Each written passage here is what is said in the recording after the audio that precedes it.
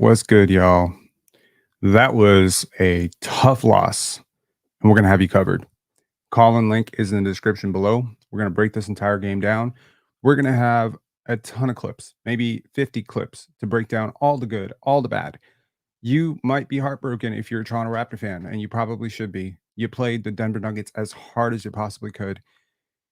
And by the end of it, if you've ever been an athlete on any level, you know that these guys had nothing left. So we can talk about that final shot by RJ Barrett, the three that clanked. We'll take a look at it. We'll look at what the situation was on the court.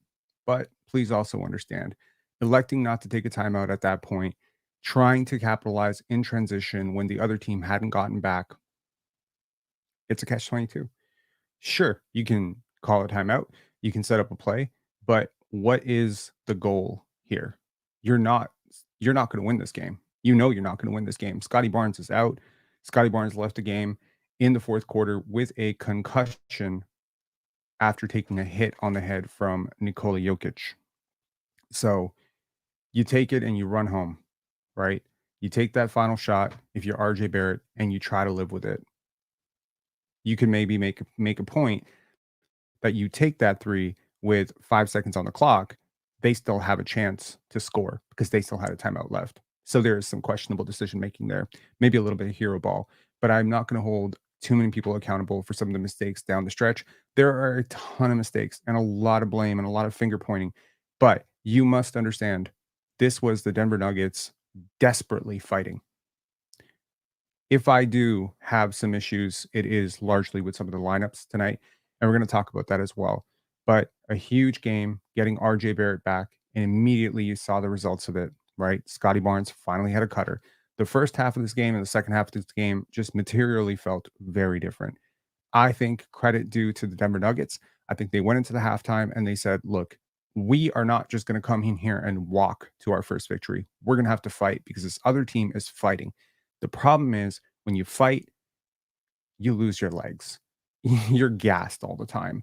You play at this reckless pace. I'm telling you, the Raptors are not good enough to beat the Denver Nuggets.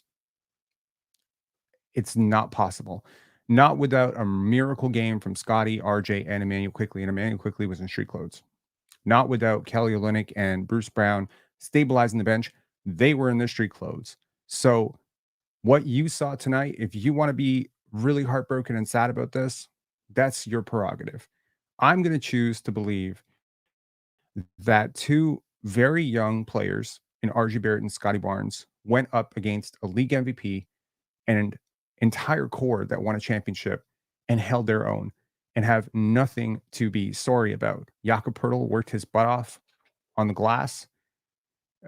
Davion Mitchell, who we made a video about earlier, saying, hey, you know, he's got to do something offensively. Well, he did a lot more offensively today. He hit some open shots. Ochai continues to stack positive games. You got another good game from Grady Dick overall, even though the shot wasn't falling early. You got something great from Grady. I think that was all positive. Jonathan Mobo did Jonathan Mobo things. Should Jonathan Mobo have gotten maybe a few more minutes? You know, maybe. The analytics certainly think that he should. The analytics and the data that we can talk about at some point during the call-ins certainly would dictate that the team is better with Jonathan Mobo on the court. You got a couple of charges drawn by Jamal Shed, which made me smile, made me think of Kyle Lowry. there's a lot to break down. So let's first get into it, and then we're going to go into the film room, and we're really going to break this one down. The minutia, the details, who's doing what, coverage you're not going to get anywhere else. I promise you that. So hit the like if you want those film sessions to continue. I'll appreciate it very much. Thank you to this community. We passed a really major milestone for this channel today, getting to 11,500 subscribers. If you're not one of those 11,500, I would super appreciate if you subscribed. A 40 piece from Nikola Jokić is what was required to beat the Toronto Raptors. The Toronto Raptors held tough despite shooting 28.6% from three. That is crazy. For most of the game, they were ahead of the ball in terms of turnovers, but they suffered a cataclysmic number of turnovers late. Just refresh this, make sure that number is right, because it felt a lot higher than 15 turnovers, man. Well, it is. The Raptors out-rebounded the Denver Nuggets. Overall, let's take a look at the team stats, and then we will go to the individual stats, and let's see what stood out. The Raptors win the possession margin by 13. That sticks out as a major thing. And that is how you were able to sustain staying into the game, despite the fact that you were shooting 28.6% from three. A large part of that is you have a lot of non-talented shooters on the court right now. Ochai Agbaji is pretty much carrying your three-point shooting. Ochai and Grady, that's all you have. RJ Barrett hit one, I think one or two early. Scottie Barnes needs to find his three-point shot. Everything feels short. He'd hit one as well. Free throw shooting, oh man, you got to make your free throws. The Raptors go 17 for 21, but they missed two very crucial ones late. Actually, they missed three crucial ones late. Scottie missed one on the flagrant foul on Russell Westbrook. Davion missed one, and then Ochai missed one. So that's three free throws, and that's the difference in the game. So the Raptors are going to have to make their free throws, man. 30 assists. You finally hit that mark. First time. What do you know? You beat them on the stocks department. You technically beat them on the turnovers, but you had some really costly ones late. And points in the paint, you somehow beat them, even though it felt like Nikola Jokić was camping down there like he's Shaquille O'Neal the entire time. The Raptors led this game wire to wire, wire to wire. They pretty much dropped this game in the final minute of the fourth quarter. And honestly, I think this is a testament to how we'll talk about it, man. We'll talk about what happened with this game, because I think a lot of people are going to be pointing fingers at turnovers, and Scottie had a couple of costly turnovers. RJ stepped out of bounds. And I think a lot of people are going to say that's the reason you lost. You cannot play this hard. You cannot play this much, this hard, this thin against a team this good and expect that you are going to be fresh in the fourth quarter. And, you know, nobody was fresh in the fourth quarter. You didn't have any bodies. And the problem is you have Jakob Poeltl, who's got 40 minutes tonight. He gets 7 for 13 from the field, 19 rebounds, including a couple of big offensive ones late. He had 8 offensive rebounds. Huge night for Jakob Poeltl. Some defensive gaffes, some missed communications, still a little bit of that, fumble with the basketball, but still a commendable effort, a lunch pail effort from Jakob Poeltl. 16 points, 19 rebounds. Scottie Barnes on triple-double watch, and definitely would have gotten his triple-double. 21 points, 12 rebounds, 9 assists, 5 steals, 9 for 19. And honestly, 4 of those turnovers, I think 2 of them were very late. They were back-to-back turnovers, and it really broke their back. But you could feel it. You could feel that he was huffing for air, man. He is not capable of carrying your load offensively and defensively. The workload defensively that the Raptors are asking their players to do right now is just, it's not sustainable. And to put it into kind words, it's just not sustainable. You cannot have somebody basically running point guard, guarding center, closing out to shooters, and initiating your offense and basically carrying your offense. Thankfully, tonight, he had a lot of help from RJ Barrett, and that was good. Speaking of RJ Barrett, he went 2 for 6 from 3, including that fateful miss late. And he also had 9 for 21 from the field. Again, he sort of faded late. Overall, competent effort from RJ Barrett. 20 points and 21 shots is nobody's definition of efficiency. Both he and Scottie need to do a better job of getting to the line. Scottie got there 4 times, missed 2 free throws. RJ did not get to the line tonight. And that's one of his biggest strengths as an offensive player, is getting to the line, and not getting to the line is just maybe him working through his issues. Off the bench, the Raptors got 15 major points from Ochai Agbaji. a lot of which, most of which were created for him. Smart cuts to the basket, running in transition, popping up above the break, popping up in the corner. Ochai Agbaji has figured out basketball in the NBA. I'm telling you, 4 games in, I'm blown away. The player we saw last year versus the player we see this year, it's night and day. This is awesome stuff from Ochai Agbaji. 0 Bruno Fernando minutes tonight. Thank God. No Bruno Fernando minutes, but he did have a good game last game, but nothing for him. This game, Jamison Battle, I think the Raptors needed more Jamison Battle.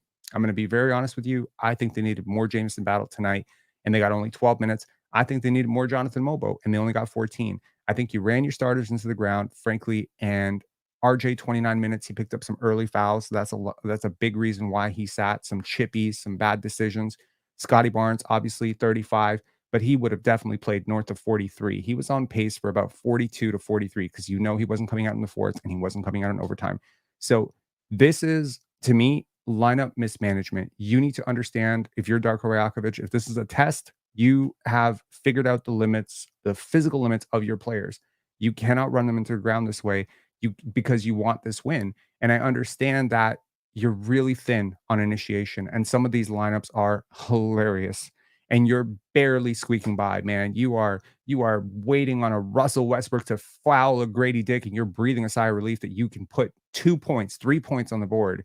But man, the offensive lack of talent right now, minus a Emmanuel Quickly, minus a Bruce Brown, minus a Kelly Olynyk. All, by the way, initiator. All those guys are secondary initiators or primary initiators of your offense.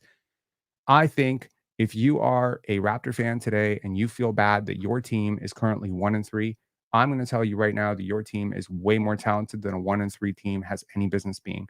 You had a tough schedule. You played this one really tough down the wire. You haven't been healthy for 1 minute.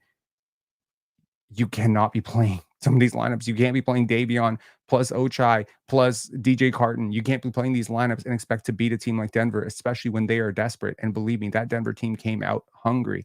Jamal Murray, hungry, right? Just looking at them, it wasn't just Jokić. It was 40 points for Jokić, but it was 16 points for Gordon. Got to the line. It was Jamal Murray having another cold shooting night. Michael Porter doing his usual. They got a combined 30 points from those guys. But Christian Brown, in transition, and just he's such an athlete, right? But their bench is so abysmal. But I think this is Russell Westbrook's best game of the year. I'm going to be honest. I think 9 points, 4 rebounds, 3 assists, and 2 boneheaded plays, and 1 chippy, dirty, disgusting foul on Scottie Barnes is about as, it's about as, there was a lot of drama in this game, man. Okay, let's take a look at some of the film.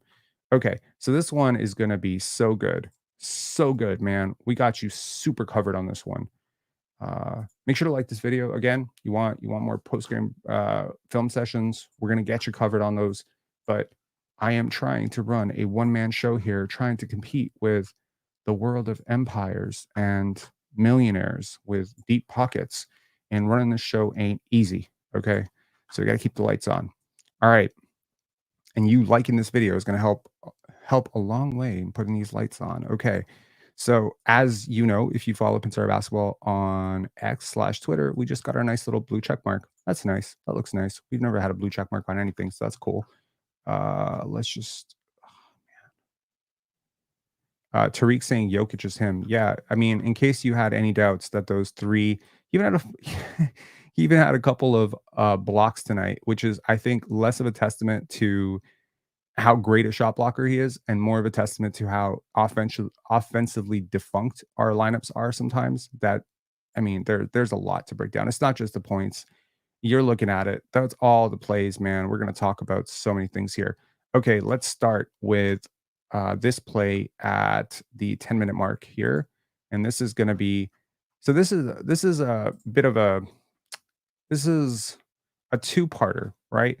So on the one hand, let's just slow this down, okay? Because again, when you're watching these games in real time, unless you're a coach, unless you are a scout, unless you are someone who played basketball at a high level for a very long time, you're going to miss a lot of stuff. So let's take a look at how this play breaks down, okay? So here's Jakob Poeltl, sets the screen here, slips. Now, this is how you break apart an offense, right? So you would initially hope that something like that could generate an open look, but this is not going to be an open look because you toss it at his ankles. And now Scottie Barnes, by the time he gathers up here, Michael Porter Jr. gets screened off by Jakob Poeltl. Again, screen assist in a sense. And Jokić is not going to close out to RJ, and RJ gets a clean look. Okay. So these are small things. This is offensive execution in a nutshell, but you need to be really crisp with your passes. Otherwise, your shooters are going to miss more shots.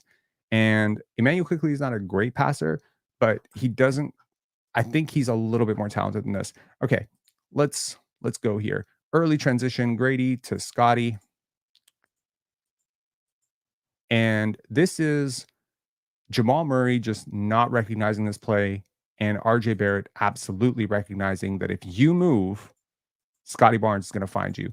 And that was a great play. And it really got the crowd into this, man. Salute to you. If you watch this game live, man, you were treated to something really awesome to watch this in person because this was an awesome game. All right. Here's another one here. And let's take a look at this again. Now, again, live ball turnovers are the worst types of turnovers, double so when the offense has the upper half advantage on the offense. So it, if you're looking at court balance in a nutshell, this is the worst type of offensive. This is the worst type of turnover because now they're going 3-on-1, and they've got the best passer in the NBA running their fast break. You are never going to stop this. And sometimes you just have to be aware of that as a point guard. Like, what is the floor balance like? What is my defensive positioning if I turn this over? And all of these calculations have to be done on a dime. Okay, I was told Scottie Barnes needed a new trainer. I was told in the last live when I crashed out that Scottie Barnes had no bag. I was told that Scottie Barnes cannot create offense. That is a really good defender. And Scottie Barnes drew their best defenders all night. And just in case you don't watch Denver, their best defenders are Aaron Gordon, Peyton Watson, and Christian Brown. And basically, one of those people was stuck on Scottie the entire night. The scouting report is out. Scottie Barnes is the man, and he is the guy that you're trying to stop. But Jokić, not the greatest defender, and he's not Evan Mobley and Jared Allen. So Scottie Barnes just attacks an open paint here. Okay. Now, here we're going to watch something off ball. A lot of people who watch basketball pretty much are honed in on the ball. Okay. You're not alone. There's a lot of players who play basketball that are just honed in on the ball. We call them ball watchers. Don't be a ball watcher. Be a play watcher. Watch this. Okay. So here we go. Here's Ochai Agbaji. Now, can you point to what's wrong with this? First of all, there's a lot wrong with this because the talent on the floor is honestly atrocious. But that them's the breaks for the Toronto Raptors right now. So here you have Chris Boucher pretty much blocking the passing angle to Grady Dick. And if you want to say this is a screen, okay, great. That's awesome. So let's say cool. But once again, a Davion Mitchell turnover is going to spark this into offense. Again, I'm not denying that Chris Boucher setting the screen is clutch. What I'm telling you is that this is really congested spacing. If you look at how these players are positioned on the court, there's absolutely nowhere to go for Ochai Agbaji right now. And that's because basically one defender is able to split two players if two players are too close. That's the whole point here. Aaron Gordon does not have to guard Chris Boucher and Grady Dick. I mean, sorry. He doesn't have to get a second defender to help them. So basically, in order for this play to work, everyone has to shift right. And again, if you're going to set a screen, you can't set it from a standstill. You have to move from another place to set that screen. So here, it's basically like Aaron Gordon was able to guard two players at once. And while it does result in an open three for Grady, which you'll live with, this turnover right here is, again, just not it. You don't want this. You don't want this live ball turnover stuff happening too often here. Okay. Let's take a look at Ochai Agbaji. Man, that three looks good. That three looks so good. And it looks so consistent. And this looks like the player we saw at Kansas, man. He looks really consistent, really confident with it, and such a great pass by Jamal Shed, getting a paint touch and getting Ochai this three wide open. That's awesome. We talked about it. Jigsaw Puzzle saying, why is he jump passing? Why is who jump passing? Jamal Shed? Because he's 6 feet tall and he's going up against 6'8" and 7 foot guys with really long wingspans. You have to jump when you're a small guard. Kyle Lowry jumped all the time. Oh, Davion Mitchell, same thing. He's also a 6-foot guard. They all have to jump to make these passes. Okay. Jonathan Mobo checks in literally the first second of that check-in and boom, turnover. Like Jonathan Mobo is instant energy. And I'm gonna tell you, I watched a draft review show with Raphael Barlow today, when they're talking about the Toronto Raptors draft class. And I got one major concern. Number one, I understand they gave the Raptors a little bit of love on that podcast, and that's cool. They talked about Jamison Battle, but they kind of talked about it as this is why this entire draft class is ass. Well, if this entire draft class is ass, I got to say, as a Raptor fan, I'm very thrilled with this draft class for us because it's friggin' awesome. We got 5 really good players, and 3 of them played tonight. Here we go. Scottie Barnes is going to go until there's a commitment, and he has 2 options here. He can pass this Chris Boucher or Jonathan Mobo. He's going to make this smart pass, Mobo. And my caption on this is, you think they worked on this when they were a grade 3 in the driveway? You think they've been doing this for a while? Okay, that's chemistry, man. That is totally chemistry. Now, look at this. It happens on 3 places. So first, pressure, right? The Raptors prioritizing Mig. That's what Darko Rajakovic is saying. Mig, we want Mig. You know, we want to develop these guys. You're developing really like much better defensive technique here, right? You're obviously grinding these guys into the ground, and it is calculated for sure. You know damn well that playing this hard defensively with a roster this thin is going to result in 0 legs for offense. So these players are basically playing super hard to win basketball games. They're tanking their actual value on the contract because they can't hit jumpers, and that's what gets you paid in the NBA. Stealth move by the Toronto Raptors. So here, Jamal Shed, Scottie Barnes goes for a gamble here. Now, Jonathan Mobo is guarding Dario Saric here, and he's going to blow this play up because Russell Westbrook is not one of the 50 greatest passers of all time. That's why. But also because Jonathan Mobo is freakish. Anyways, that's just a little bit of Mobo magic. That's what I like to call him. I like to call him Mobo magic because basically every single time he comes onto the court, crazy stuff happens. Highlight worthy stuff happens. You better believe at the end of the year, I'm going to make an entire mixtape devoted to Jonathan Mobo's defensive highlights because it's crazy. All right. Is this more Mobo? Oh, yeah. Nope. Jamal Shed. Dario Saric, man. I got a lot of friends in Denver, a lot of friends who covered the Denver Nuggets, a couple of friends who covered the Denver Nuggets. They are absolutely they're done with Dario Saric already this year. And yeah, you can see why. This game, he was pretty bad. Careers do end. Okay. And his might be over. Okay. Great pass by Scottie Barnes. I don't know how he got this off. He was fumbling with the basketball because he barely caught it. And here, sees Russell Westbrook. Boom. Jamal Shed, clean, wide open. Well, not wide open, but Michael Porter Jr. is not a great shot blocker. If that was a great shot blocker, I guarantee you Jamal Shed is getting stuffed at the rim, but Michael Porter Jr. ain't that. So he gets that off. Okay. Now, RJ Barrett, paint touch, whips it over to Jamal Shed, shot ready. This is my favorite. This was one of my 3 favorite plays of the night. Brilliant. Forces the commit from Dario Saric, and then boom, Jonathan Mobo, dunk. Loved it. Man, give me a W for that play. That was great. And you know what? That's your 2 rookies, man. Those are your rookies. All right, this is Scottie Barnes taking what is, in my opinion, one of the 10 best wing defenders in the NBA. If you are not familiar with Peyton Watson, get familiar with him.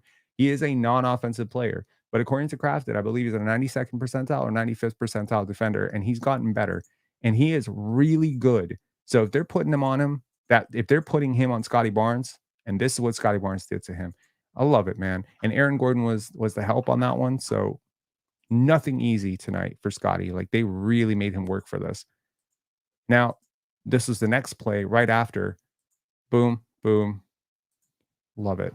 So, really doing some superstar stuff tonight for Scottie. I understand a lot of people are going to be focused on Paolo Banchero's, 50-point game against Indiana tonight, but I believe, honestly, that Scottie had a phenomenal game in this one before he went out.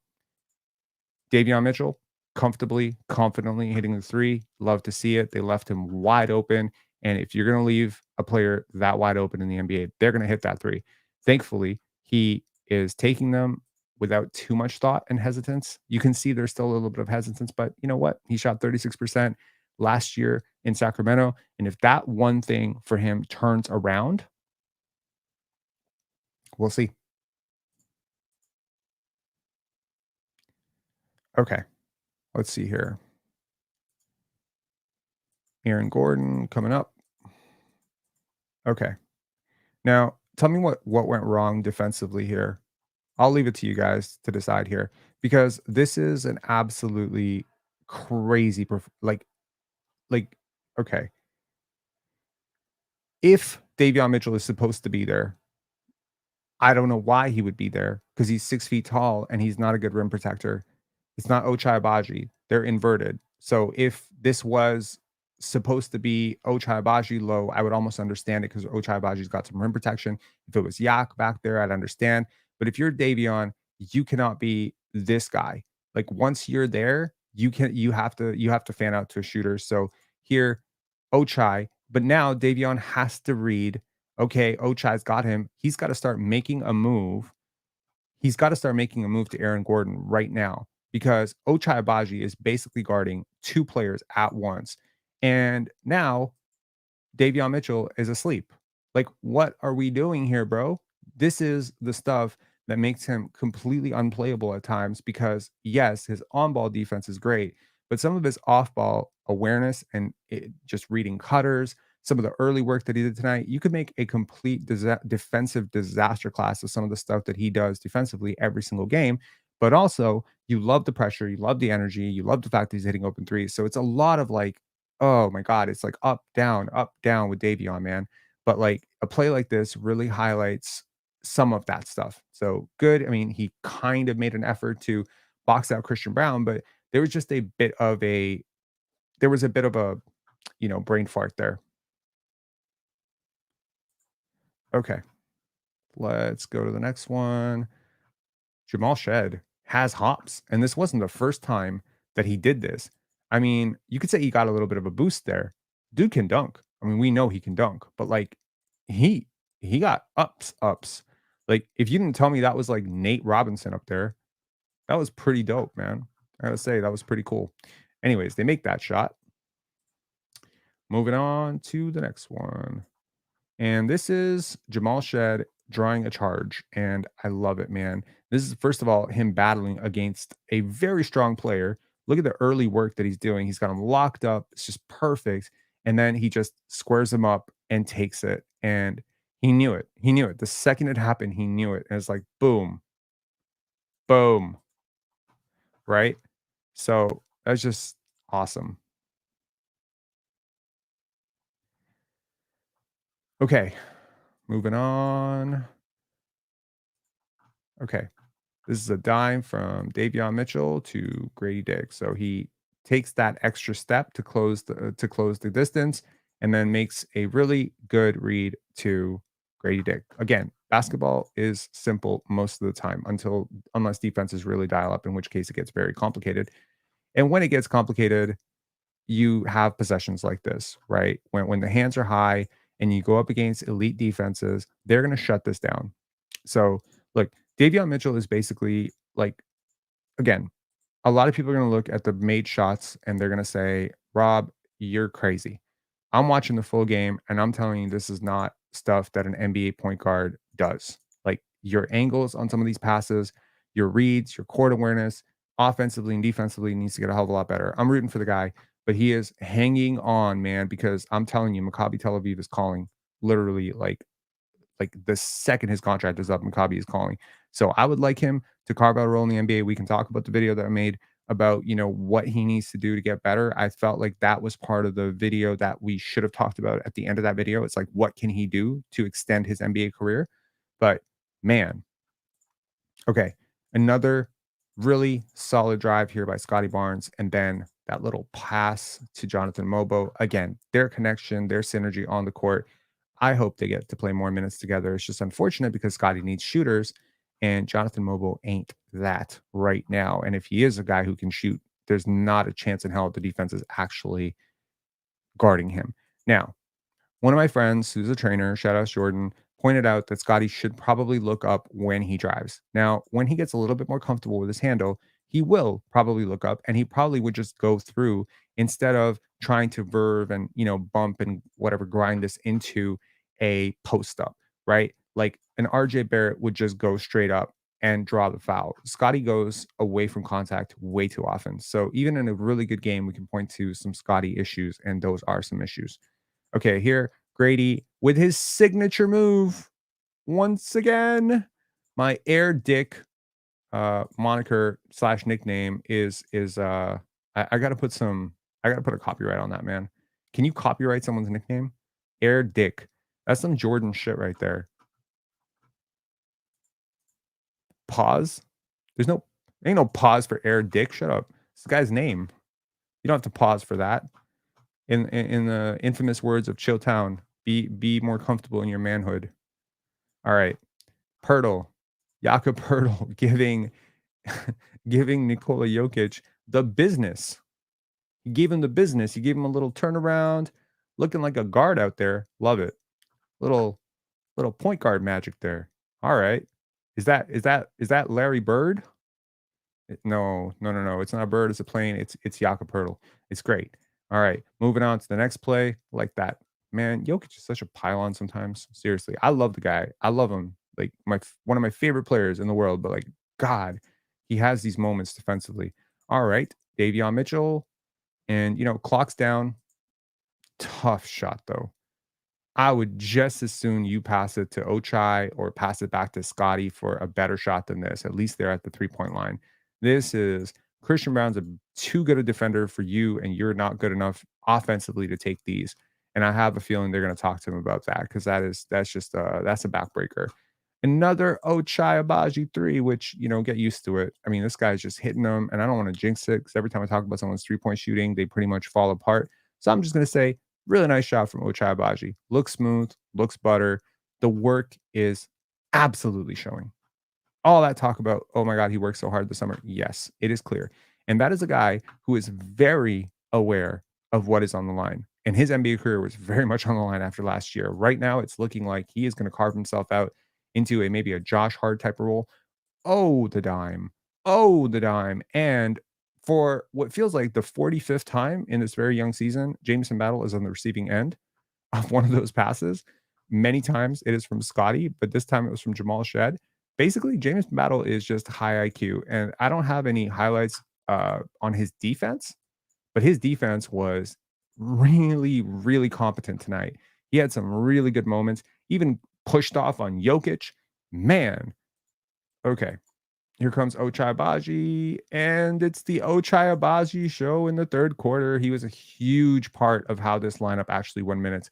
And in case you're wondering, that lineup includes Jamison Battle, rookie, Ochai Abaji, young player, Jakob Pertl, non-shooter, Jamal Shed, rookie, Chris Boucher, clueless at times, very clueless. Effort, hustle big, who is like basically a minimum contract player. And you are going up against Nikola Jokić and Jamal Murray. So I'm just saying, like, this is the fight of David and Goliath. And yes, David did lose tonight by 2 points, but I think you need to acknowledge just how far the gap is between these two teams. I'll tell you right now, if they were healthy and you were healthy, this was a scheduled loss. You're not supposed to win this game. You're not healthy. They're relatively very healthy. They're very healthy right now. Okay. Once again, this is Scottie once again attacking, and this probably was my favorite play of the night. Was this my favorite play of the night? I don't know. There's so many plays like this tonight, which are just so hard. Now, the one thing I'll say about Scottie Barnes, and again, I promise you coverage, you're not going to get anywhere else. So let me talk about something that I know no one else is going to talk about. Look at how hard this is. Look at how many dribbles he has to take. Look how much he has to work. Look how much physicality he has to take. Now, this is superstar coverage. You're being covered like a superstar right now. This is how you would cover prime Kawhi Leonard. These are the types of coverages that he has never seen in his life. I'll guarantee it. He has never seen two defenders this large coming at him in the NBA consistently, possession after possession after possession. So this is the learning curve. Okay. Jacob Isaac saying, come on, bro. No, you come on, bro. I don't know if you're talking to me, but you definitely should come. Like, you got to be kidding me here. This is absolutely how you would guard a Kawhi Leonard. You would force the ball out of his hands. You are right now, you are actually pushing him into a pass and you are guarding him. Okay, here we go. Now, this is just a great dime, and late recover from Jokić, and he gets a nice little poster there.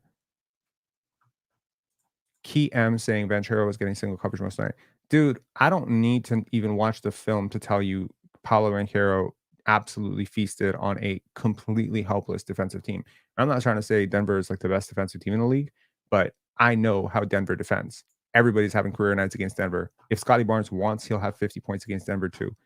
Y'all gas like scoring average is way too much. There are guys, I told y'all, like, I really don't think Paolo Banchero is that much better than RJ Barrett. Is he better than RJ Barrett? Yes. Is he that much better than RJ Barrett? No. If RJ Barrett wants to have 45 points against Indiana, he'll have 45 points against Indiana. Indiana is a really bad defensive team. Really bad defensive team. And again, like the fact that, okay, now watch that again.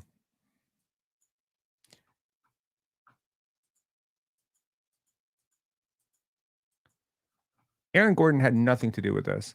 He introduced himself into this. And did he hit his face there? I would like to see that again with a clearer perspective on, because he struck him. Like, he tried to strike him. Now, Scottie may move back after this because he sometimes, revs up when he gets like this. And I think he scored maybe 5 points after this. But nevertheless, we have no idea. Okay, y'all may not believe me with the way this game is going, but if Scottie doesn't get concussed, I'm pretty sure the Raptors win this game because they pretty much lost it from the second he was gone. Okay, did we mention that Jamal Shed likes to take charges? Bro, I had a tweet today. Jamal Shed is Kyle Lowry, is Jamal Shed, is Kyle Lowry, is Jamal Shed, is Kyle Lowry. I can't stop. I really can't stop thinking about Kyle Lowry every time I watch him play. It's not just the defense. Of course, this is the signature Kyle Lowry stuff. It's the tenacity, it's the dog, it's the fight, it's the spirit, it's how he initiates offense, it's his court mapping, it's everything. Like, did you really just find Kyle Lowry part 2 on, sorry, we're gonna look at that again. That was me clarifying or trying to get clarification on why the hell it was not more fouls. This was a nice little pass here. I believe it was from Davion Mitchell or Grady Dick, and RJ Barrett put Aaron Gordon on a poster. And this is how RJ has to succeed, right? He has to find gaps, he has to cut through gaps, he has to punch gaps, and that's what he's going to do. Okay. Now, here we go. Here's a pass. Davion. Now, this was an actually pretty impressive pass, I'm going to say, but he's projecting it the entire way through. And Nikola Jokić is just way too bad a defender to read this. But honestly, against the better defense, is getting swiped. Nevertheless, credit where credit is due. It gets through, and Ochai hits that. So watch that again. You can't do that. Like, I'm saying this. I'm not a coach. I'm not a coach. I'll preface that again. But I've been coached, and you cannot project a pass for 3 seconds before throwing it in the NBA. You just can't. Like, you have to be a threat to shoot. You have to be a threat to score. That kind of freezes the defense, opens up more opening. But nevertheless, great cut by Ochai, great finish, great pass. Move on.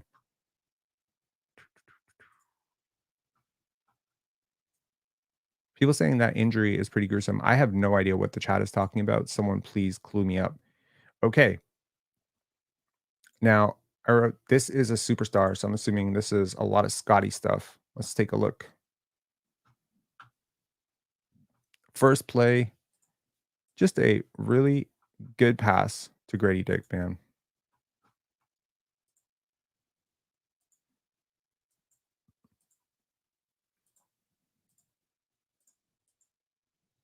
Boom.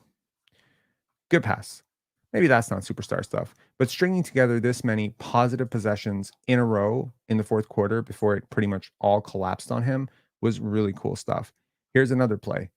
Again, just Ochai Agbaji doing Ochai Agbaji things, man.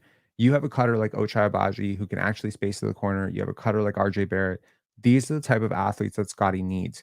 Yeah, Jonathan Mobo to that. You could potentially add Bruce Brown to that. I mean, you're getting him the pieces that he needs to actually function as a creator. But that being said, Ochai is a surprise for me.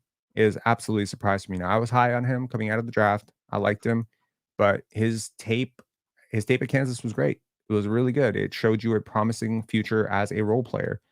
But then you see him, in Utah and it didn't look great, and you see him with the Raptors and it's even worse. And you're like, man. But there was this tweet, we sent it out earlier this year, where, in the summer, Ochai was making adjustments to his shooting form and everyone was laughing at it. And I need to find that tweet. If someone has it, please quote tweet me on it. I need to find that because there was a lot of people trashing him for trying to rework his jumper. And I thought it was the nicest, it was the biggest indicator of his future success that he was willing to do that, because a lot of people aren't. Okay. A lot of people are not. A lot of people are not willing to change their jumper in the fear that they'll look bad, or they don't trust that you're right on it. And honestly, credit to Ochai, man. He is really, really winning me over right now. So is this a foul? You let me know.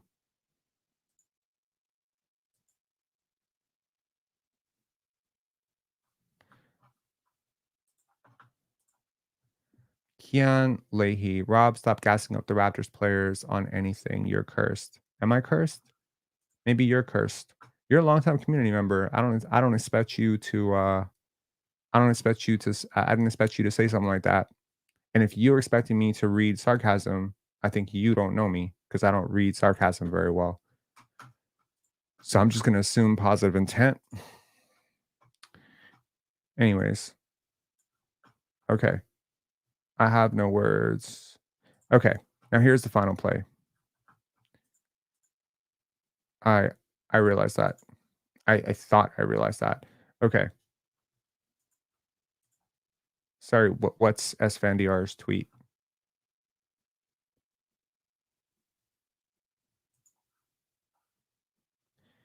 Okay. Losing the plot here. Okay. Now, a lot to think about here. You have full head of steam. The paint is open, right? So you can make a case that if he kind of hezzy fakes here, he's got a wide open dunk. Is he the type of shooter that should be taking this kind of shot? No. Could he have possibly called a timeout? Yes. Is it possible that even if the shot goes in, you would still lose this game because you have absolutely no answer for Jokić on the other end and you're leaving 4 seconds on the clock? Also, yes. P.S. They have a timeout left. If I'm not mistaken, they also have a timeout left. So, a lot to break down on this. I'm curious what they will say in the post game about this specific play. I gotta say, I'm not mad at this. I'm a little bit confused by it. I'm confused by it, but there are loads of philosophies and there's a lot of coaches that absolutely would not call they would not call the timeout because it allows it allows the other team to set up their defense, puts you in a position where you have to actually execute your stuff. And dude, like, look at your talent. Without Scottie, without Emmanuel quickly on the court, Scottie's in the locker room with a concussion. You don't have the talent to pull off a play to beat a set defense. So I fully understand this. Now, as a coach, if you are going to trust your player to ride out the clock, that player has to be really, really, really aware of clock management.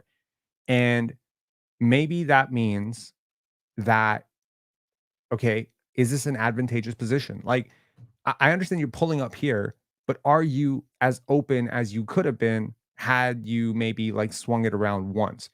Is there a philosophy of saying we're not even, this is AAU culture in a nutshell. This is the epitome of an AAU shot. If you can get a trainer on here to verify this, this is 100% the type of shot you would take in AAU.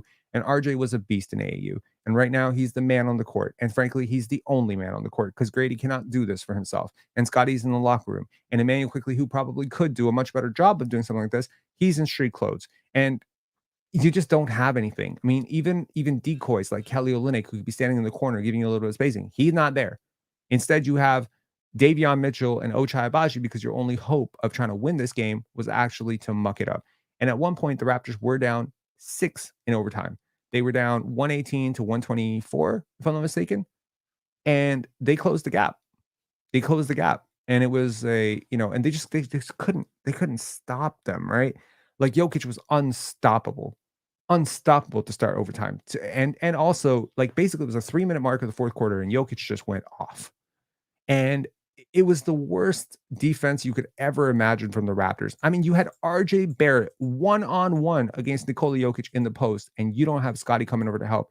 You don't have Yak coming over to help. And it's like, I understand it. You want to force him to score, but this is very reminiscent of Sam Mitchell saying, we're just going to let Kobe beat us, and Kobe putting up 81 on you. Now, I understand Jokić did not put 81 on your head, but at the same time, and I mean, this play is not over, by the way. There's an offensive rebound attempt. Kudos to Ochai. And then there's Yak, and he can't get it. And it's just like, man, so many chances. But you lose. And that's what anyone will remember tonight, is that a loss is a loss and a win is a win. And that's where we are. Okay, no callers. Do we have any callers? Does the call-in link not work? If you would like to call in, let me put the link in the description, and we will get to some callers at some point. Again, if you appreciated this, make sure to hit like on this video. I would very much appreciate it. Let me just pull up the call link here for those of you who don't want to dig through the Jigsaw puzzle thing. I think people are just devastated. Why be devastated? Why would you be devastated? My God, you played your heart out.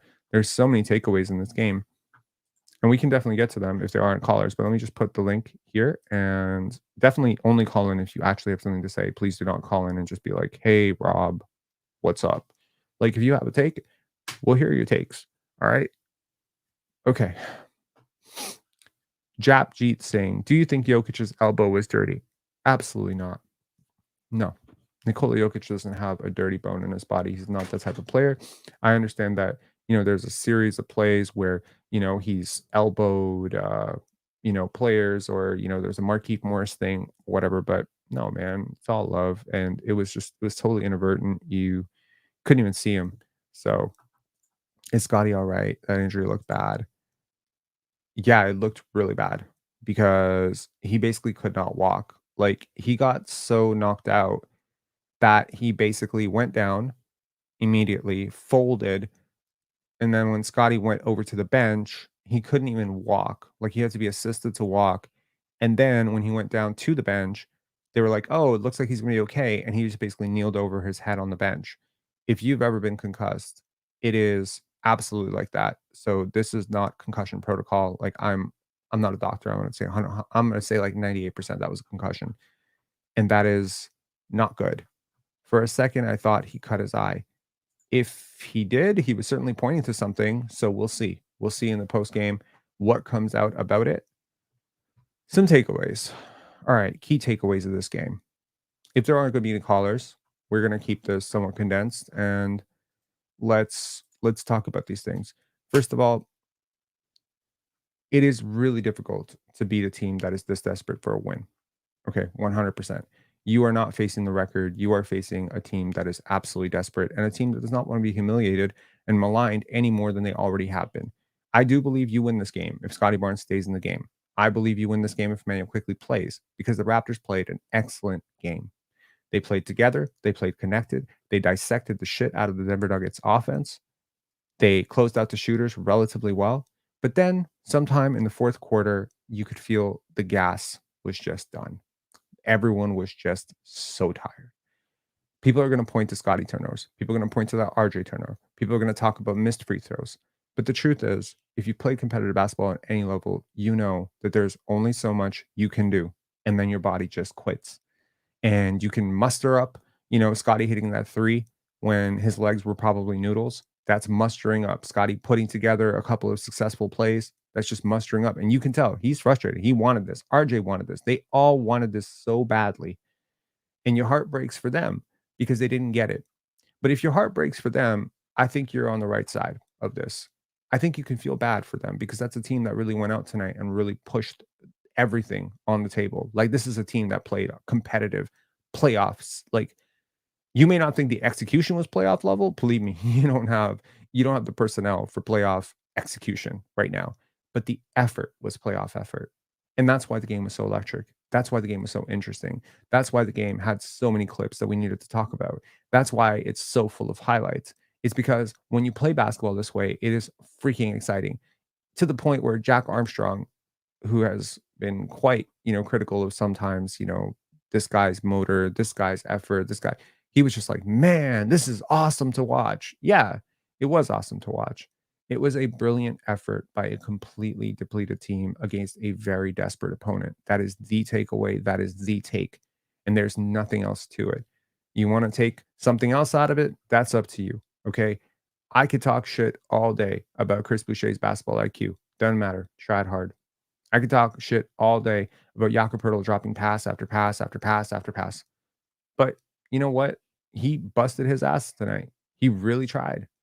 I could talk about RJ Barrett's shot selection. I certainly could. I could talk about his defense. I could talk about the team defense not helping poor RJ on Jokić. I could talk about all those things, but I'm not going to talk about that. I mean, I'm talking about it, so I guess I am talking about it, but I'm not going to obsess over it because when you play this hard, you deserve a break. You deserve a break from criticism. You deserve a break from all that bullshit. I will tell you who doesn't deserve a break from criticism tonight, and that's Darko Rajakovic. We need to talk about him. Okay, so I'm very, very pro Darko. I think the work that he's done as a development coach is honestly historic. I didn't think in a million years some of the development stories that we've seen from Grady, Ochai, like even Davion looking like this might have been one of Davion's best NBA games ever. The fact that he is able to work his magic like this night after night, week after week with these players, the fact that he has poured in so much effort. Now, I've realized, right, that sometimes it's bigger than me.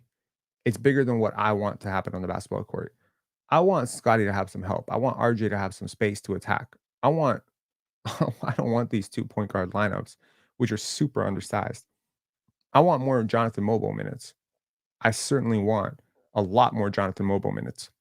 And the analytics are demanding more Jonathan Mobile minutes. But there's a plan.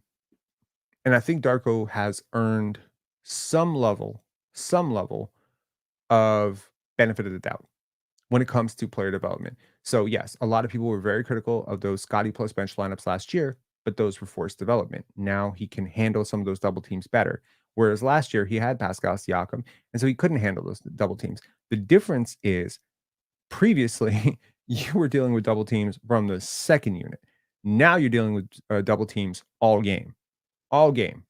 You take one step inside the paint, you're drawing a second defender. And that's great. That's what Scottie wants. That is what a playmaker like him wants. He will happily dish 10 assists every single night and he'd be the happiest frigging person on earth. But the problem is, and the problem starts with when you don't have play finishers, when you pass the ball to somebody and they don't know what to do with it, so they blow up the play, or you want someone to cut but they don't know to cut, or you find someone wide open for three but they just clank it because they're not automatic quickly. So that's where we're at right now, where you start to imagine you're like, okay, Scottie's had two bad games so far. I would say he's had two bad games, one average game, and now I would say he's had one incomplete but very good game. Excellent would be completing from start to finish. So he has not had an excellent game yet. And you were right there. He didn't have some phenomenal shooting game. He didn't come out and shoot 7 for 8 from 3. He didn't come out and do anything that's over his head. He can do this every single night. But can he play this hard every single night? Can any human being play this hard every single night? Do you see how much Jokić and Murray and those guys relax on defense? So that's one part of the equation that you have to factor in, that his defensive role has to be hard. Second, the point that I made about development, Scottie plus bench lineups, funky, spacing, all this stuff, forced development, growth, etc. I don't understand what can be possibly achieved from a development perspective by allowing RJ Barrett. Now, this is not on Darko necessarily, but you need to adjust this because it happened way too often. A guard on Nikola Jokić and no double. What logic is that? RJ Barrett's not a good defender at his position. He's supposed to guard Nikola Jokić. And the worst part is RJ's barely even trying. It's almost like they don't think this guy can score. Oh, he can put up 100 points if he wanted to. If Nikola Jokić wanted 100 points tonight, if he had the stamina to score 100 points, which he clearly doesn't right now, it's too early in the season for him, he's an MVP. He's going to work his ass into this. You understand the levels of greatness when it comes to Jokić, and he is really like one of the 20 greatest players of all time in his absolute peak right now. So you are not going to be able to stop him one-on-one. But if his scorers aren't scoring, and you just saw what he did the previous game where he scored 41, you know he's fully willing to come out and do this. And late, when you need 2, 3, like it was like they had 7. I think it was like 7-point gap. And then they closed it to 5. And then Jokić was like, okay, this is a winnable game. Because he looked at the clock and he's a math wizard. You know, he's a supercomputer in his head. He's just like, all I need to do is score 3 buckets and we're going to win this game. They're completely out. And I think from the Raptors perspective, there's also the emotional exhaustion. You know, you fought so hard and now you've lost Scottie, and that can be very taxing. And then you have turnover after turnover after turnover. That's also very taxing. So the Raptors played a brilliant game. I don't think the Nuggets played a brilliant game in the first half. I think their bench was atrocious. And then what I feel happened was you ran out of gas.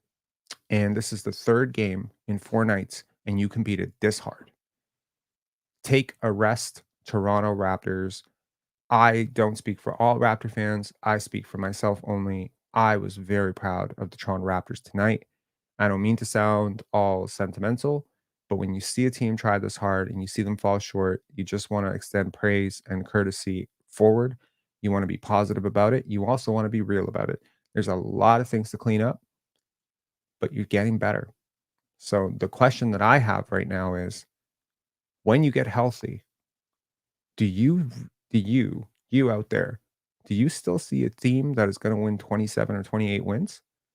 Or do you see a team that is playing hard enough that when they get some of these pieces back, if they get any of these pieces back, provided Scottie doesn't miss 2 months or 2 weeks or something right now,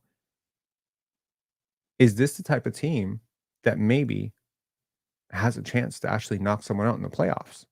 Is this the type of team that's one piece away, like a Cam Johnson type of piece away from actually being stupidly competitive? I don't know. Jason Liu saying your team is winning 25. I mean, cool.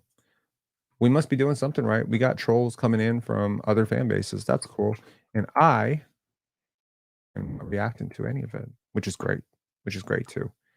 Let me see if there's let me see if the post game is up. Is the post game up today yet? No. I don't think it is.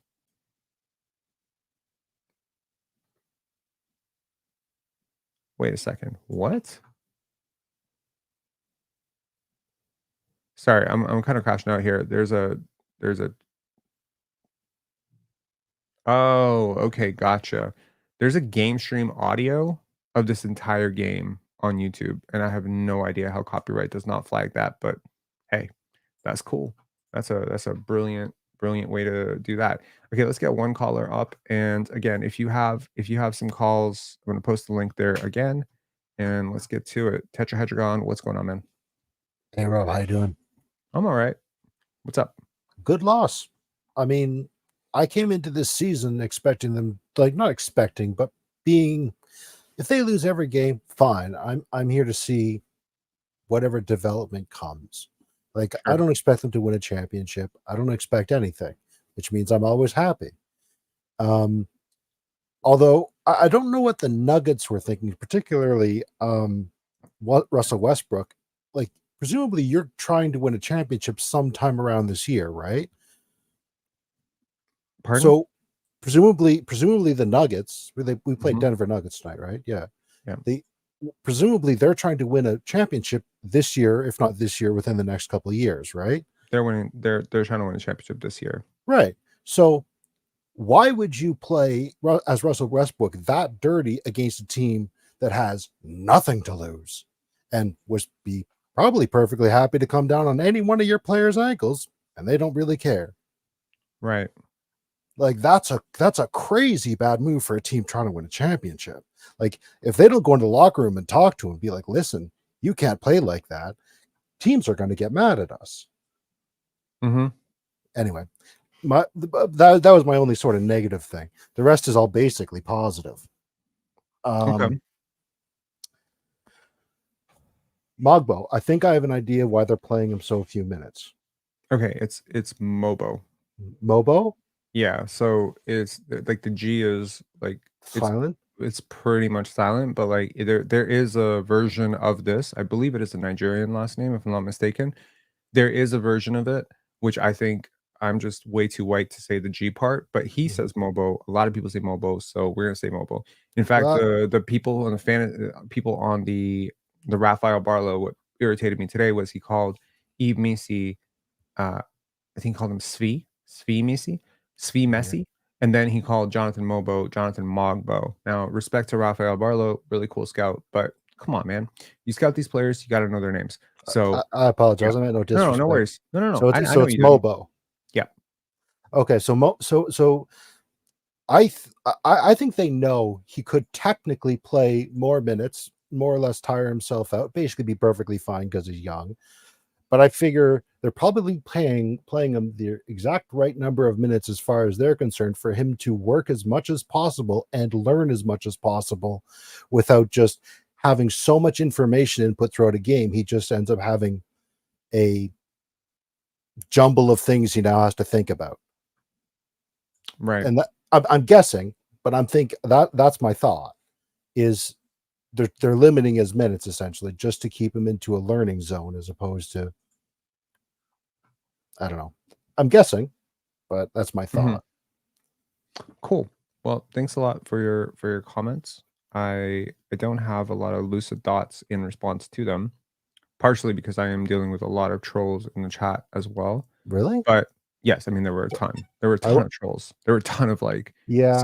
someone making fun of the e-transfer stuff. Whatever, man. Make fun of the e-transfers. People have actually donated via e-transfer. It's been very, very smart and very helpful, and I'm like really glad that I did it. But yeah, some people like getting really upset about I don't know. Anyways, Why it's would cool. they? A lot of trolls today. It's cool. Like, you know, you lose by 2, you lose your franchise player for what could be a little while, and you know, it's tough. Oh, Christian Burton saying, I feel like we don't always need to be so aggressive defensively, getting a lot of early foul trouble and having to sit key guys extended minutes. I think At this level of yes, skill, you almost have to. exactly. And that's the point, right? You have basically forced this team into having to play this way. Otherwise, they are not going to they're not talented enough to win at all. And that sort of begs the question is like if you have to play this hard just to compete, right? What happens on the night where you're hung over a little bit on the energy level? Are you going to get blown up by 40? So there's just a element of that. And I think a lot of people took issue with my Davion Mitchell video. Did you watch it? Me, I have it up, but I wasn't able to watch it yet. It's in an open tab right now. Cool. Yeah, so a lot of people took issue with it. They said it was a little unfair, and certainly I don't, you know, don't want to turn this into a negative Davion thing. But someone said, you know, I'm watching the game tonight and he's great. And it's like, yeah, he did great stuff tonight. He did a lot of good things tonight. There were some good defensive plays, there were some good passes, he made some open shots. Just But can't shoot. Malachi Flynn had 30-point games. Malachi Flynn had 50-point games. Malachi Flynn is not in the NBA. Like, you have to be like, so to try and explain this from the perspective of, you know, lineup data and on-offs, basically, when a player scores on the court, and you'd mentioned that you were late into the game, 2019 is when you started watching basketball. So Yeah, hopefully this is something that can be of some use to you as well. I appreciate it. Yeah. So basically, when an RJ Barrett scores, and we see RJ Barrett score, and maybe someone's like, "Oh, RJ Barrett's so great," or when Grady Dick scores a 3, and we're like, "Oh my God, Grady Dick's such a great shooter." What we don't see is that the team scored. It's all Yeah. 5 guys scored that basket. We are so obsessed with fantasy stats and so obsessed with individual takes and my player's better than your player that we never really we almost fail to see that every single person is participating in those 2 points or 3 points that are scored, whether it is Absolutely. obvious or not obvious. Maybe they set a screen, maybe they tipped a pass, maybe they made the pass. Maybe they just space. That's exactly it. Maybe they cut so that an opening was created and they sucked the defender out of your way, forced the miscommunication, and now you had an open drive. That's the thing. RJ Barrett is in the absolute perfect system for him to thrive as a downhill athlete. I Couldn't think agree more. Ochai Abaji is doing some of that stuff too. So Yes. yeah. Anyways, so I think, when people say Davion is positive, it's like, well, Davion is actually benefiting from a lot of things Mhm. that are going well around him. Like people are making open passes to him, but he's also benefiting from the fact that they're not guarding him. Yeah. He's not contested. I have not seen Not at all. Davion Mitchell contested on a single three this year. So if he is not being guarded, that means someone else is being doubled. That's what people don't understand. Mhm. So if Scottie has to suck in a double because Davion does not draw any attention No outside, gravity whatsoever. exactly. And so when Scottie has a like 46% free throw, 46% field goal percentage, part of the reason is because he's been doubled the entire game, and Yeah. that's the problem. So, anyways, all right. Thanks a I lot for appreciate calling in. that very much, though. Yeah, my pleasure. Thanks a lot for calling in. Appreciate it. Yeah. Thanks. Have a great day. Yeah, you too. Okay, let's get to some super chats, and we got one more caller, Daryl. Again, chat link is here, and here you go. If you would like to call in, definitely call in. There's a link there. We got Jonathan Savoy. Please let me know because I just made a big deal about Jonathan Mobile's last name. Is it Savoy or Savoy? Can you write it out phonetically for me? I'm a believer in Scottie and the potential of the Raps plans going forward. This roster is so fun despite the tough loss. Appreciate your insights. Keep preaching the good word and go Raps. Love it. Preaching the good word. I'm like a pastor. Dang. That's cool. All right. I dig. Thank you so much, Johnson. All right, Daryl, what's going on? How's it going, man? Not Or too should I bad. say Pastor Rob? Oh Lord, your audio is bugging out, bro. Really? Okay. Yeah, it's very bad. There's like a humming, buzzing noise or more quiet I'm place? sitting next to an air conditioner. I just turned it off. Is that better? Great. You must fry to talk to me. If you would like to talk to me, you must burn in hell like the rest of us right now. Oh man, did you watch it? Oh, of course, man. Yeah. I just took the pastor thing way too to heart. I said you had to burn in hell to talk to me. Yeah. No, you're going all spiritual. All right. It's religious. All right. So here's a sentence that would have been absolutely impossible to comprehend 4 weeks ago.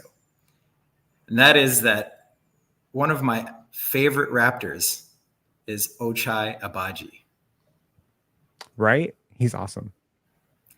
Just the stuff he was doing, like the way he gets to the corners, the 3-point shot that he's added, the synergy that he has with not just Scottie, but mostly with Scottie, but yeah, with everybody, the way he cuts, just the way he plays above the rim. It's absolutely incredible. Like the stuff that he was contesting today.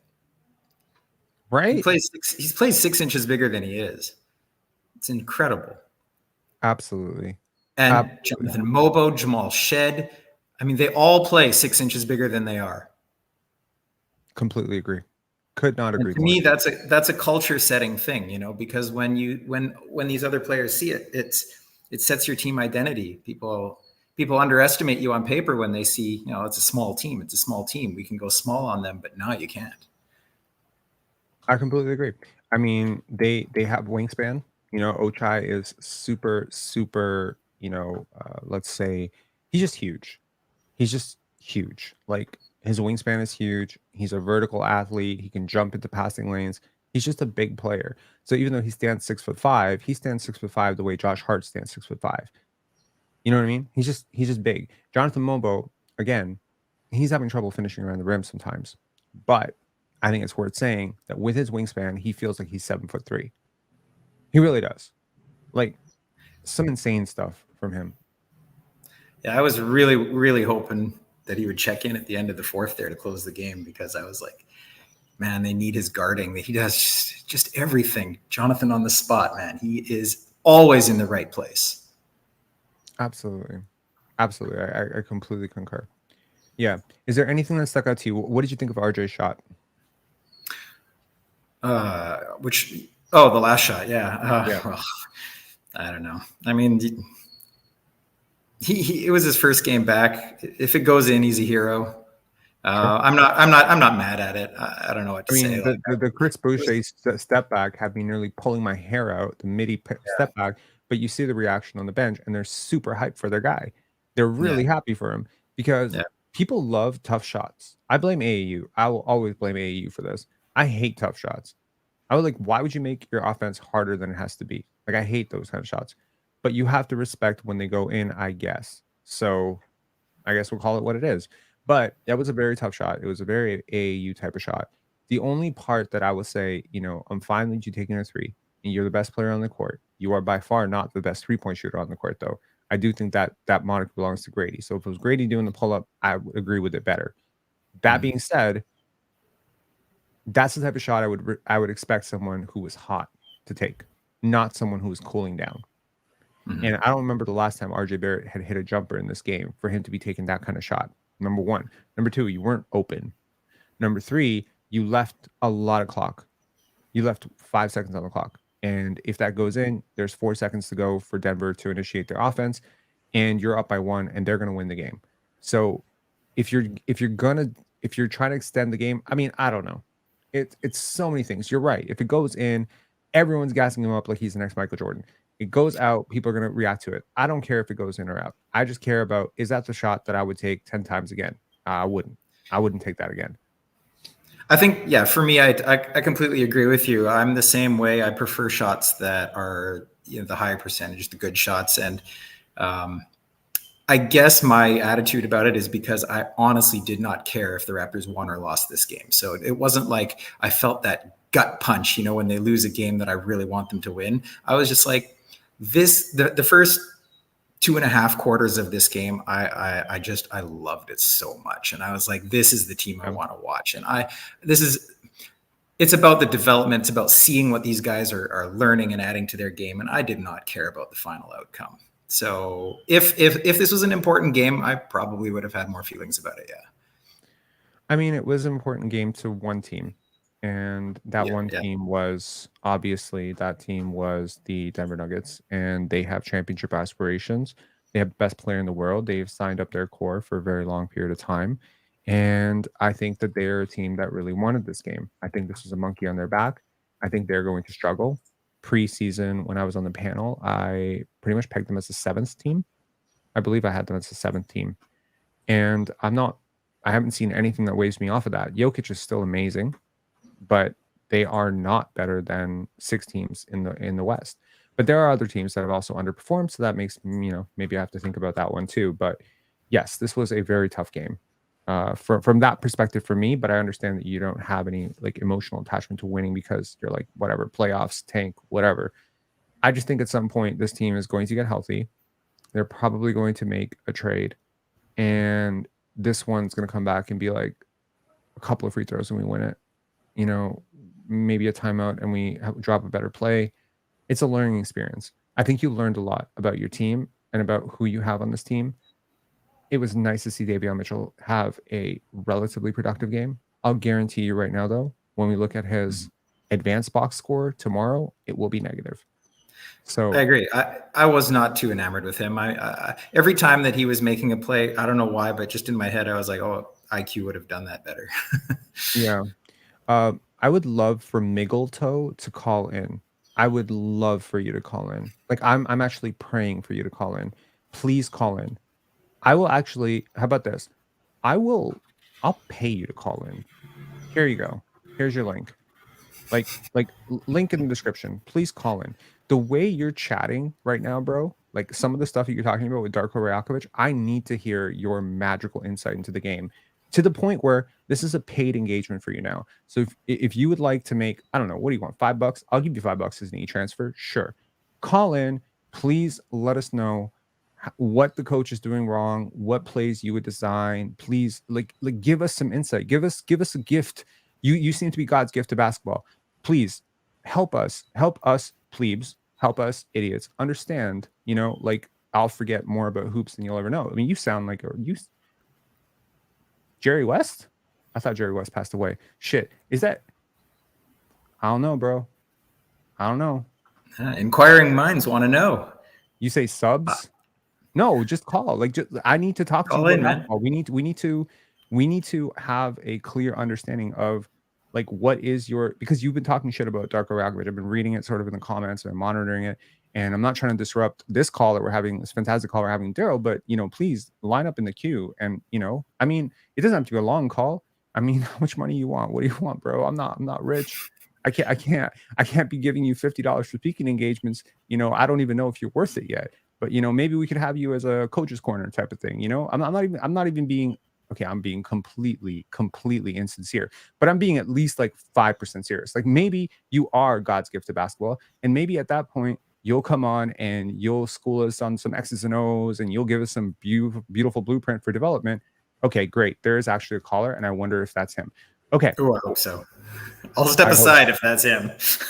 Okay, let me pull you off, and I'm gonna pull this guy on and just see if it's him. Hello? Sorry. Hey, it's not Mickletoe, it's just me. Okay, I'm gonna get back to Daryl. Hang on. Damn it! All right. Damn it! I was like 0.8% sure that was him. I was recalling a story on Instagram. I don't know if you saw it. I don't know if you follow me, Sorry Basketball on Instagram, but it was absolutely driving me crazy that there was just this person who was just like venting about coaching today, and it just made me realize that like they were talking about like Scottie needs a new trainer, and they were saying like Scottie doesn't have a bag and stuff, and it's just like I wish that every single person, like I would make a game show, and the game show would be that the biggest shit talker, like Mickletoe here, would have to like go one-on-one against the player that they shit talk the most. And the rule would be that the game would be up to 51, and that player would give Mickletoe or whoever a 50-point lead up to 51. For sure. And it would be winners outs. And if that fan or detractor won the game, then the player would donate $50,000 to their charity of choice. Would you tune in to watch that? 100%. I would too, because it'd be so great to watch people like this get humiliated on a biblical level. Because the truth is, I have seen NBA players up close. You don't stand a chance. I've seen the intelligence of a Darko Rajakovic. You on the internet are not teaching this guy how to coach basketball. He knew, like, I think I know a lot about basketball. Darko Rajakovic probably knew more about basketball when he was 21 than I do today. And I've devoted my entire He's life. Forgotten more than you ever know. Maybe it's Darko calling in. Maybe Mickletoe is Darko. Not a fucking chance. Darko crashing out on himself. He just. Oh man. Anyways, it's all. That good, would be man. a twist. It's all. Speaking of. Yeah. Go ahead. Finish with that. Okay. So the story that came to mind was this story from 2007. So I had this friend who was, I don't know if you've heard the story before. Like I had, and new details of it came to mind because I met up with this friend recently and he corrected me on a few details that I had wrong. So if I've explained this story before and I got a couple details wrong, I wanted to explain it now from the correct detailed perspective. What had happened was my friend was bitching, complaining about this particular Toronto Raptor player who had a really bad night and didn't get off the bench after he made a couple mistakes. And so I said that this player was really, really good, that I'd seen him, in his previous country, and he's a really good player, but he's just playing with a really tough system. And you remember the Raptors in 2007, 2008, it was a really bad system. There was a lot of spacing issues. That being said, he was just like, no, he's fucking ass. And I'm like, my God.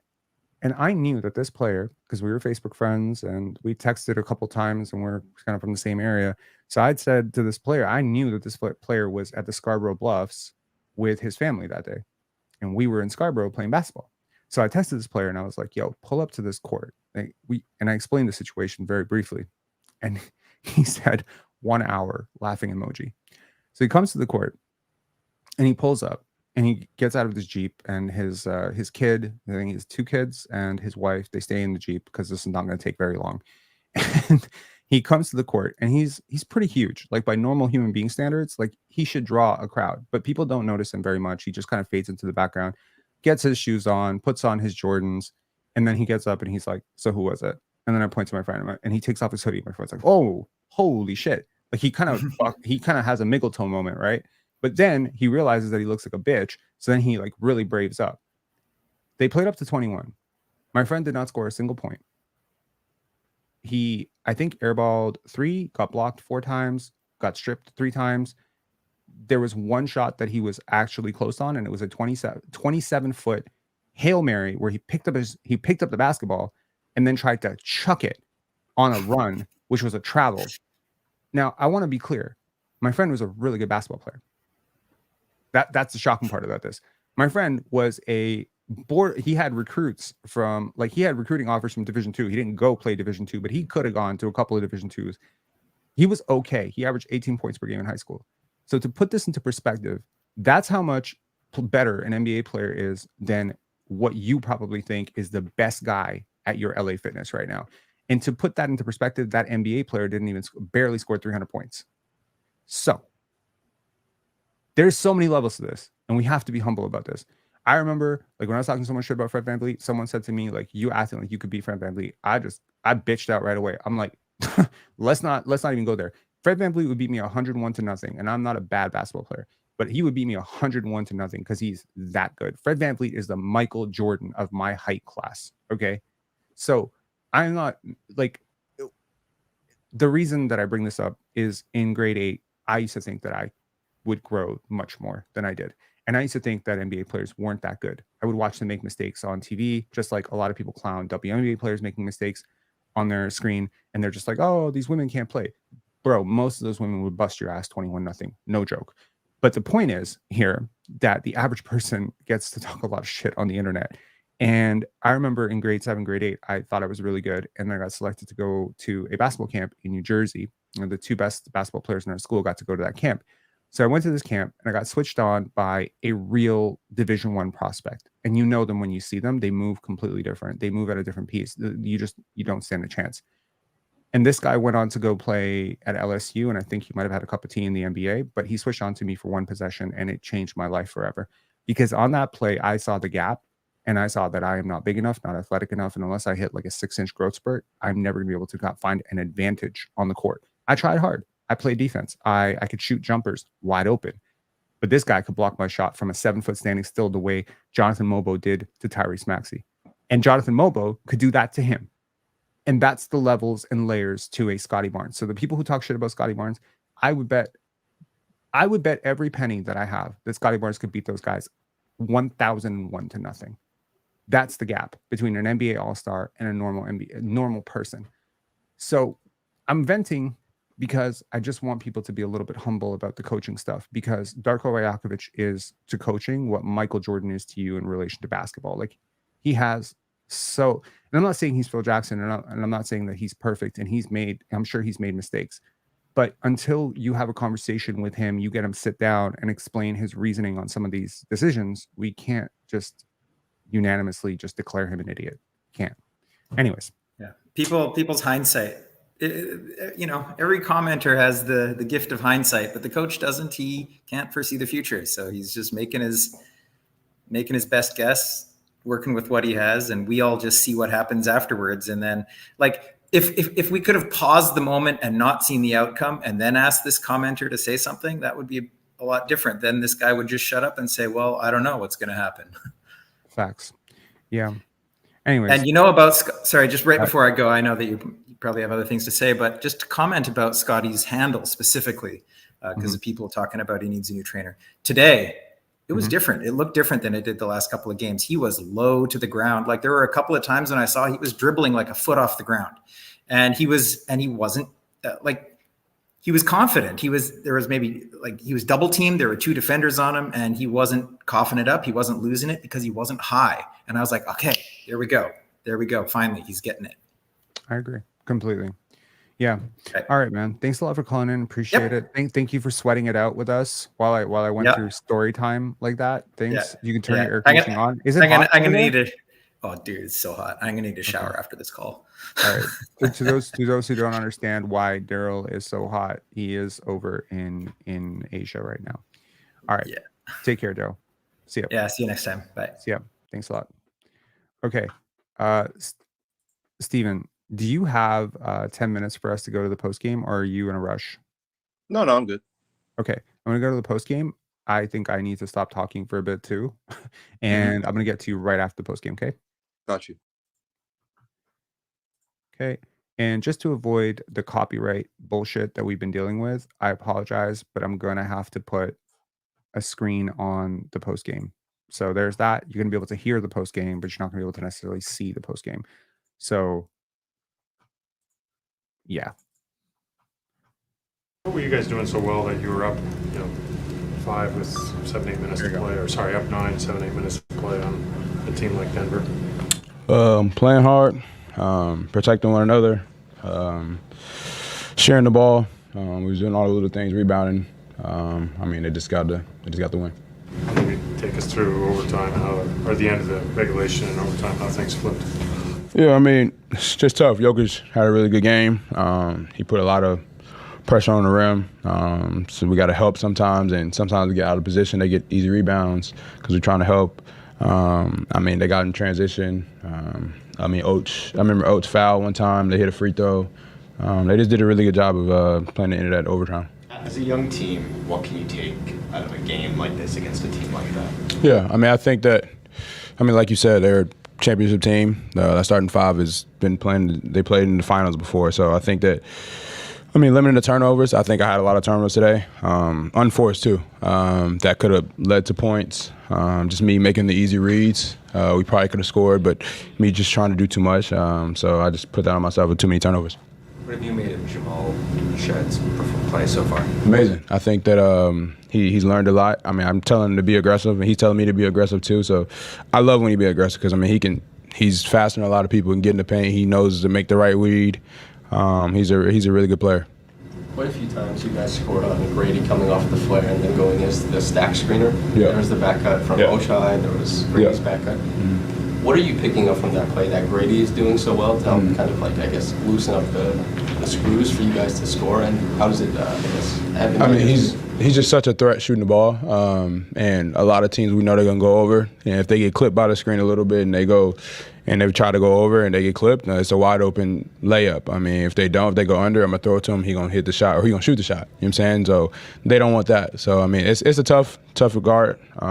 Usually if the corner man is in a little bit, it's kind of hard to that play, but sometimes he falls asleep, so that layup is there. So it's a tough play. It's a tough play to guard.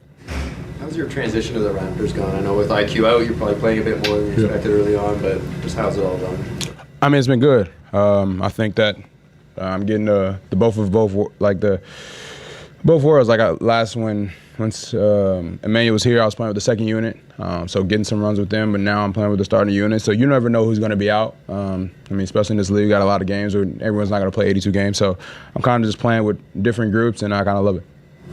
Did the time that you spent with those guys during the preseason when IQ was out, that kind of help ease that transition back here and kind of build chemistry with both groups? Yeah, 100%. Especially with Yacht, kind of where he wants the ball at. We talked about it. Even watched film together with it, like where he likes the ball at. And Scottie, I know he's such a force. He can get the ball anywhere. But I just try to give him space. And honestly, my job is just to give space and knock shots down. RJ, how did it feel to get back out there? It was fun. It was fun to get back out there, just playing with this team. I definitely had a good time. Besides, obviously, the loss. RJ, it looked like you had a ton of kind of adrenaline and kind of energy early on. And how was your fatigue level as the game went on after that game, after the early shift? I was good. Been doing a lot of conditioning stuff, so I was good. Just haven't played in 3 weeks, so just trying to find my way back into it.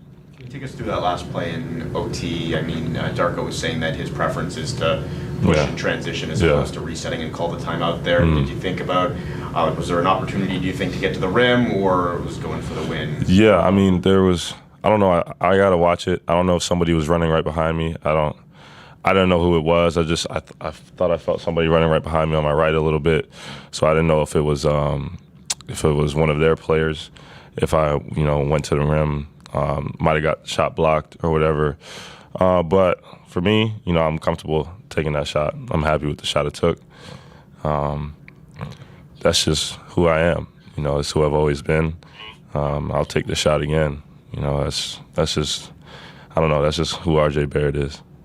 You guys think you guys were up 10 with 2 minutes to go. What do you think allowed them to get back and get away from you guys? that threat?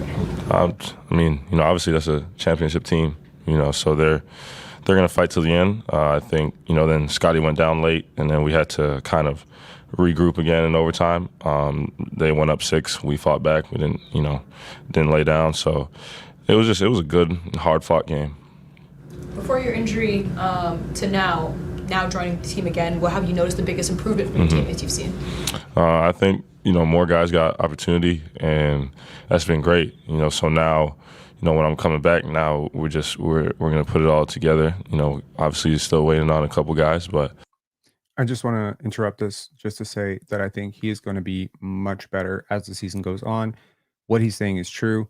Falling out of rhythm is such an important thing in basketball, and he had pulled up a lot of rhythm that he was riding before that shoulder injury with Jonas Valanciunas. So it's a little bit sad, but the jump shot looks much better overall. I think some of the playmaking and passing will come. We saw a lot of good stuff for Team Canada.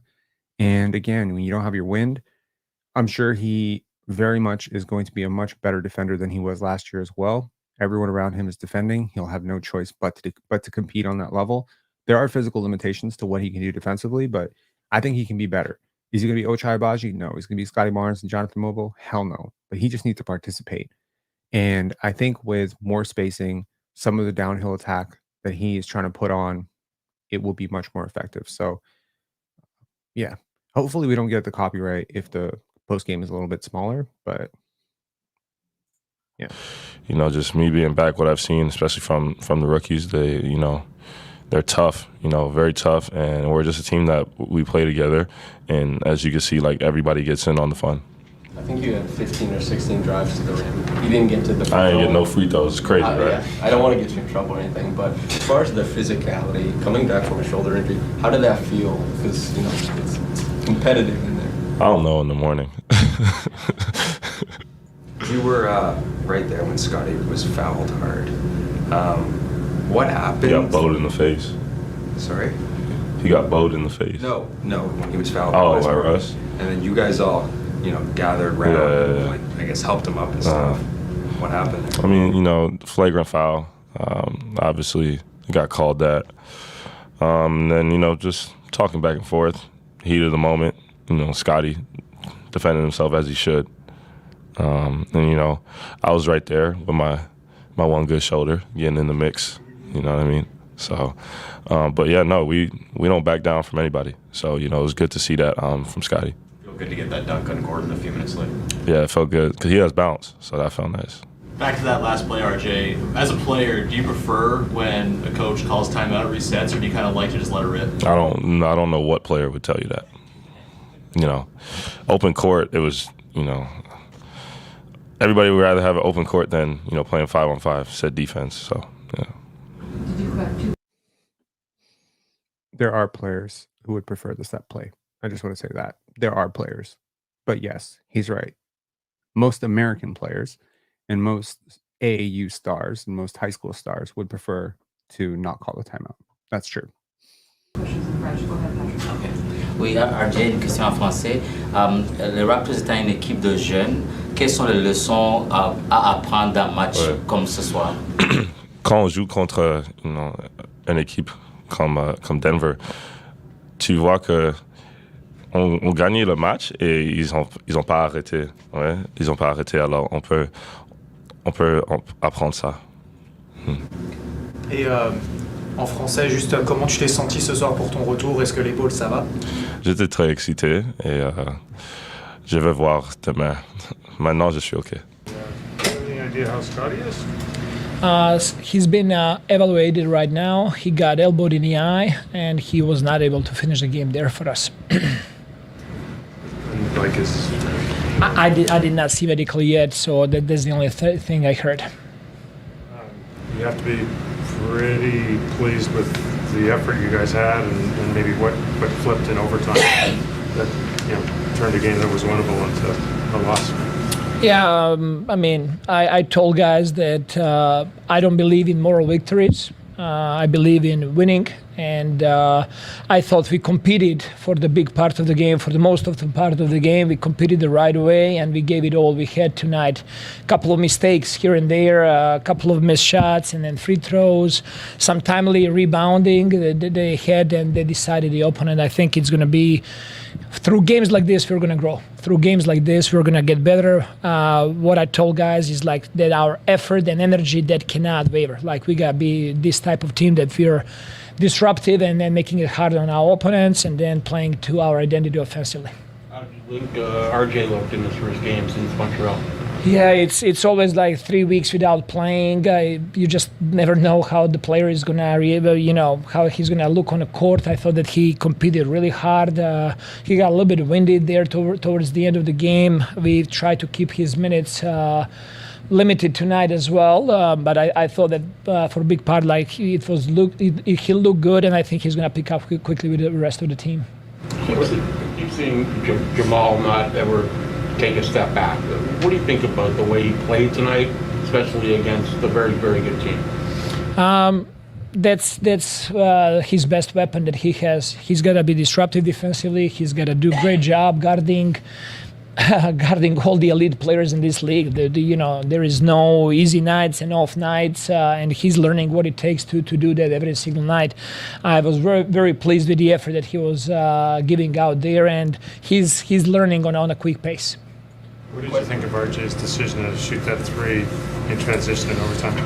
It was like the decision varies on the coach. Do I call a timeout to try to get us organized or try to run in the flow? After defensive rebound there, I wanted open court there. I felt having the ball in his hands it was the good decision. I'm not sure could he go all the way to the rim there and finish at the rim, or I got to take a look at that play again. But I trust RJ. I trust his judgment there. How big a positive? You guys ran quite a few times, Grady off the flare, and then the stack screener. How big a positive is it to see how much he's able to affect defenses as a screener, coming off of them, planting them? You guys scored out of it quite often. I mean, he's. Zaire, please call in, bro. I will extend the Miggletoe whatever $5 to you just to understand why or how you're interpreting this as egocentric. I think it's maybe you're a troll. Maybe you're crazy. I don't know. Maybe this is what you do. Maybe this is what you do with your life. You call people egocentric who are actually very selfless. But there aren't a lot of people in this world who are actually very good people. I find that Darko Rajakovic really cares about his players, and that's the antithesis of egocentrism, isn't it? I don't know. Maybe, but sure. Cool. He's creating gravity with his shooting, and he's getting much better at timing, understanding how he needs to play in a space, where he needs to be. And it's also a credit to his teammates that are looking for him and fighting him. Grady is a type of a player that he needs to find his moments. Like, there's going to be games and nights that teams are so locked in on him, and he might have 3 points in the first half. He's got to stay patient, and he's got to make good decisions. And I'm sure that he's going to be getting good opportunities. On the other hand, there's going to be nights that he's going to score 20 points in the first half, and they'll make certain adjustments in the second half. And those are the learning lessons for him to go through those experiences and get better. Another really good game for Shed, but there was a play, it was in the second half, where he kind of jumped in front of Westbrook in the backcourt. I know his default is kind of attack defensively, and that's what makes him the type of player he is. But are those kind of the situations where maybe he'll learn to pick his spots a little bit, just in terms of like not putting himself in at risk and not picking up those kinds of fouls? I did not feel that he was putting anybody on the risk in the game. I'll have to see it on the film to give you a better answer on that one. But definitely, I think he needs to be aggressive, and he needs to always have that high motor. And he needs to find moments and situations when he can do it and how he can do it. Between the last game with Minnesota and tonight, what are you seeing from Ochai? He's just continuing to improve. I think that game that he played in Minnesota was high motor. His finishing around the rim is improving. I wish that he's even more active without the ball, finding opportunities in cuts. I thought that he did a couple of nights tonight, really good cuts on the baseline, that he created advantage, and he was able to finish around the rim. And as you can see, like, he's confident, and team trusts him as well to shoot threes. So I just see him continuing to grow there. Tonight, like, he was defensively at some moments where he's taking all the elbows from Aaron Gordon to, he's on Russell Westbrook to even Jokić, where he got a shot over him. What did you think of his effort and kind of how he disrupted a lot of the play? For a rookie, he has a very good feel for the game, and I'm talking to the players on the team. They really like to share the court with him, and he's doing a great job of finding his spots. He's moving really well without the ball. He's a real threat shooting the ball, and he's learning defensively, positioning, where he needs to be, how he needs to play. I think that he's progressing really well. Are you happier with the turnovers today? Happier, happy not. Yeah. Oh, that was great. Happier, happy not. Okay. Steven, what's going on? Is it Steven or Stefan? Steven, you got it. Steven, what's going on? Not much. Thanks man. for waiting. No worries.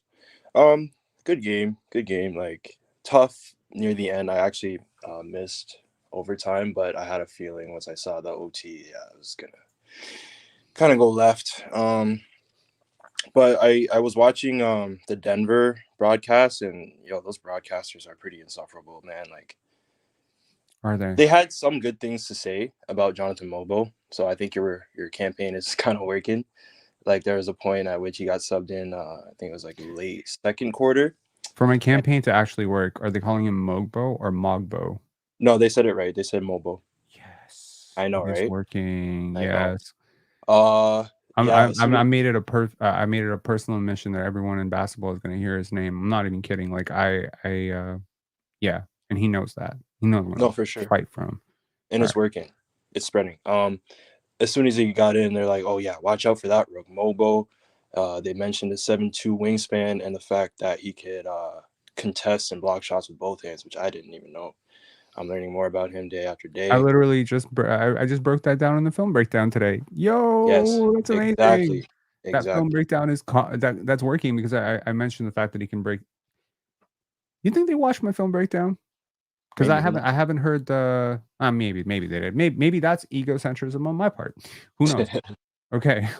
I hope they did though. It was I cool. hope so too. Yeah, there was so to those of you who don't know, 2 days ago I made a video breaking down Jonathan Mobo's defensive plays against Philly and one other game. So yeah, and compared it to Draymond Green and how he just functions on the court. And yeah, I'm proud of it. Yeah. Mm-hmm. Shining He's some fun light. to watch. He's fun to watch. And Absolutely. Jamal Shed, like the Kyle Lowry, man, you hit it on the nose. Like, whenever I watch him, that's who I see. Like, even what is this, game 4? Mm-hmm. Like, the effort, how he maps the court, especially how he maps the court, because it's just like he's hitting people like it's nothing. And clean, crisp passes.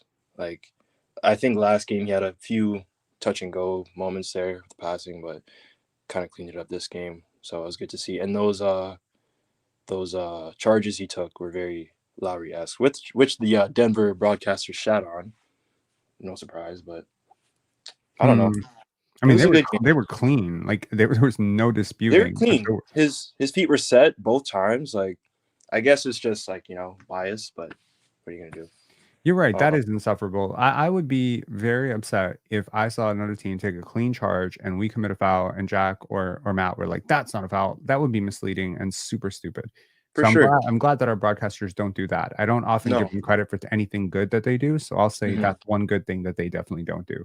Oh no, they show love where it's due, and they're very honest and fair when it comes to the other team. Like, yeah, they'll give Jokić his flowers. They'll be like, "Hey, that's an MVP there. That's one of the greatest players." They're not like, "Oh, that's a free throw merchant." They even called out the fact that he and Murray didn't get back, which I appreciated because they would definitely do the same thing to Scottie. So I was like, "Okay, great. They are calling it out," which is what I was calling out in the previous.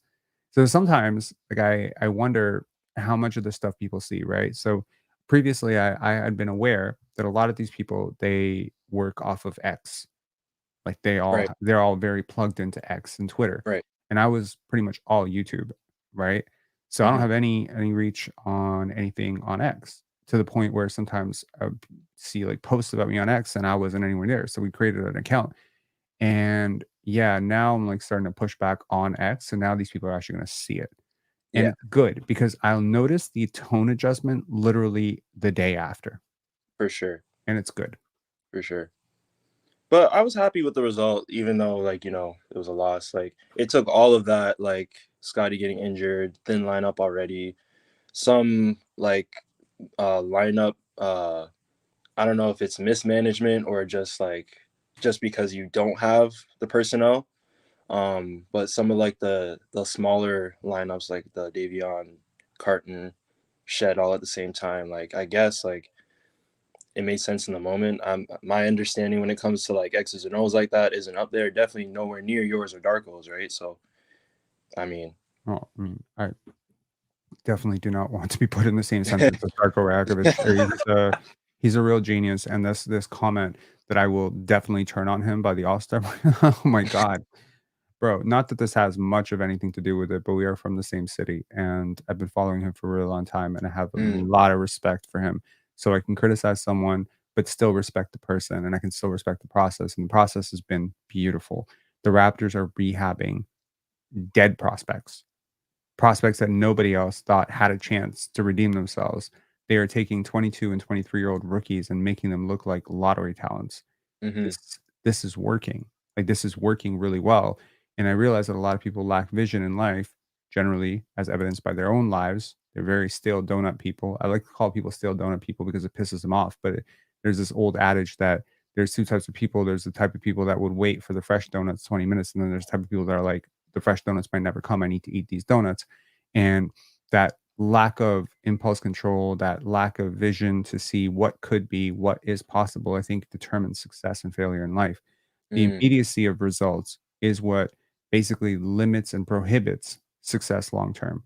Like the mhm, Denver Nuggets built around Jokić before it was obvious that he was someone worth building around. mhm, He wasn't a superstar out of the box, didn't come out that way. But Mike Malone spent a summer visiting Jokić in Serbia and getting really connected with him because he felt that that was really important. He did that before it was obvious that he needed to do that.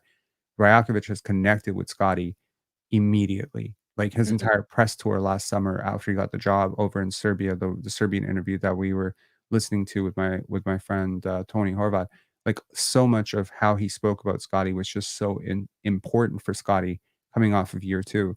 So the mhm, process of how he breeds confidence in people and how he is able to guide them correctly into their development, put them in positions to teach the game of basketball. Like teachers are so rare in the NBA, everyone's so impatient. Mark yeah, Daigneault is a great teacher, a phenomenal teacher. Like he is so good. I have listened to that guy for years explain the game, and I'm like, man, you learn so easily when the teacher is so good. Darko is a really good teacher. Jama is a great mhm, teacher. They have a really good coaching staff, and this team is really playing hard for them, right? So yeah, I have no complaints tonight. It's nitpicking, details, turnovers, shot selection, defensive assignments, etc. It's not a moral victory necessarily, sure, but you can be proud of the guys. I think tonight was something to be proud of. Yeah. very proud. Yeah. And I think going back to the stale donut comment, this is like a season for us Raptors fans Mhm. that like you need to get out of the mindset of like instant gratification, which there are going to be moments of that, but this is Agreed. a part of like the start, I should say, of like a longer learning process for the players and us fans too. I completely agree. Anyways, thanks a lot for calling in, Steven. I really appreciate it, and great to talk to you. And I don't have you called in before? I feel you No, have. this is my first time. I Okay. actually I subscribed a few days ago, Oh, probably awesome. around game 2-ish, like, or the Philly game. I think after the Philly game I subscribed. But no, I love your content, man. It's very nuanced. um I like how it's like it makes sense of the analytics, but it's not like totally super hyper focused in on the analytics. Like you bring it back to reality and how like humans actually think and function, and there's human error and stuff like that. I like it. Thank you. I really appreciate it. Always, man. Cheers. Cheers. Yeah, call back anytime. All right. We got two callers. We got Deshane and we got Layne. Lord help me. What is going on with the chat, bro? Okay. We got some why do we got some trolls tonight? We lost. You get trolls when you win, no? Okay. I don't know if y'all mind. Okay, I'm gonna make sure we would like to get out of here in about 2 hours and 30 minutes. I'm probably gonna clip some of this, but Deshane, what's going on? Yes, Rob. What a game, man. What a Yes, what a game. game. Yeah, I know. There's a lot to pick from this game, to be honest. I've seen that even though despite the loss, I feel like there was a lot of improvements, especially with the offense I've seen. And a lot of I nitpicked even from Davion Mitchell. I remember you posted something about the VORP. Mhm. So this year it was 0.1, negative 0.1. Yep. I feel like do you think that's an improvement from his previous seasons? And I feel like he is becoming better in fitting in on the offense that Darko's putting out Yeah. there. So if he were to end the season on negative 0.1, that would Yeah. be a massive improvement. The Yeah. issue with value replacement is a cumulative stat. So Mhm, it mhm. continues to build as you go. So Mhm. the highest value replacement losers, so the worst value replacement Yeah. scorers, you have to be two things to do that. Number one, you have to be really bad.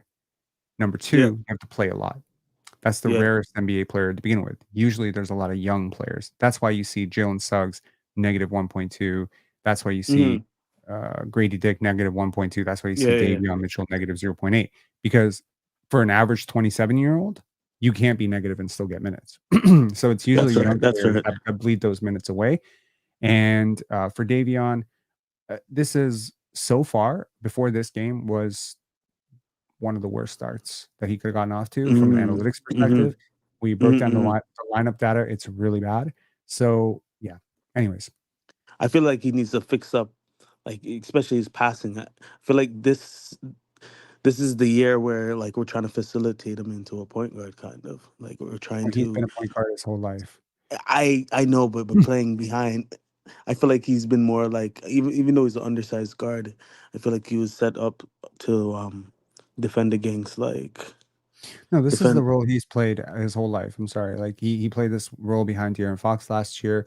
I watched a ton of Sacramento games 2 years ago, 3 years ago. Yeah. I watched a lot of Sacramento games last year, obviously because I'm close with a lot of people who cover the Sacramento Kings. Mhm, I mhm. watched a lot of the games.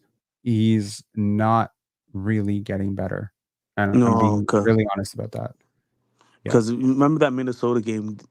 I felt like the defense on Anthony Edwards, despite him scoring 25 points or more, he played like lockdown defense on the best player. Is that what that's was his assignment? Is that what he's supposed to do? Is that his role? Yeah. Like His role is to be a point of attack defender that picks up high and is generally disruptive and bothers and physically bothers and drains offensive players to make them less effective later in the game. But that being said, there's a toll that being physically Mhm. guarded by someone like someone like Davion Mitchell is going to put Mhm, on you, mhm. right? Okay, just so the conversation flow is a little bit better. If you don't Okay. mind, like if when we're talking, like just you don't have to like through it because if I ever have to clip this later, I'm gonna have a hell of a time doing that. So we can just talk, and if you have something to say, you can definitely interrupt me if you don't mind. Yes, that's fine. Is that possible? Okay, cool. So what I'm trying to say is that Davion Mitchell is the type of player that a coach would put on an opposing player to drain their energy so that they're less effective later in the game. But Davion Mitchell is not generally going to close lineups for you because what he does to your offense is really difficult to compensate for. And the Kings had better players than the Raptors. They had better shooters than the Raptors. They had Malik Monk. They had uh, Domantas Sabonis, De'Aaron Fox. These are all like really good NBA players. You have Ochai, and Grady Dick, which is not the same level. Kevin Huerter is a better player right now than Grady Dick. I don't care how many points Grady Dick scores. So the point here is that when you have competent NBA players around him, he can be a slight little bit negative. He's not good enough defensively to make up for what you lose offensively with him. That's my point. Okay. Yeah. Understood. And Jamal said What do you pick? What? How do you think he performed this game? Like, do you see any pluses, like any plus sides on his performance tonight? Yeah, sure. I mean, he's a great team defender. He reads things really well. He gets paint touches pretty well. He's relatively athletic. He's very quick with the ball. He maps the court very well. Offensively and defensively, he's reading everything really well. And of course, he's undersized. He is going to be very negative for the analytics this year, 100%. But you live with it, one, because he's a rookie, and two, because he's not completely killing your offense, because he does something with the ball. When he's given the ball, he does something with it. When he doesn't have the ball, he's spacing correctly.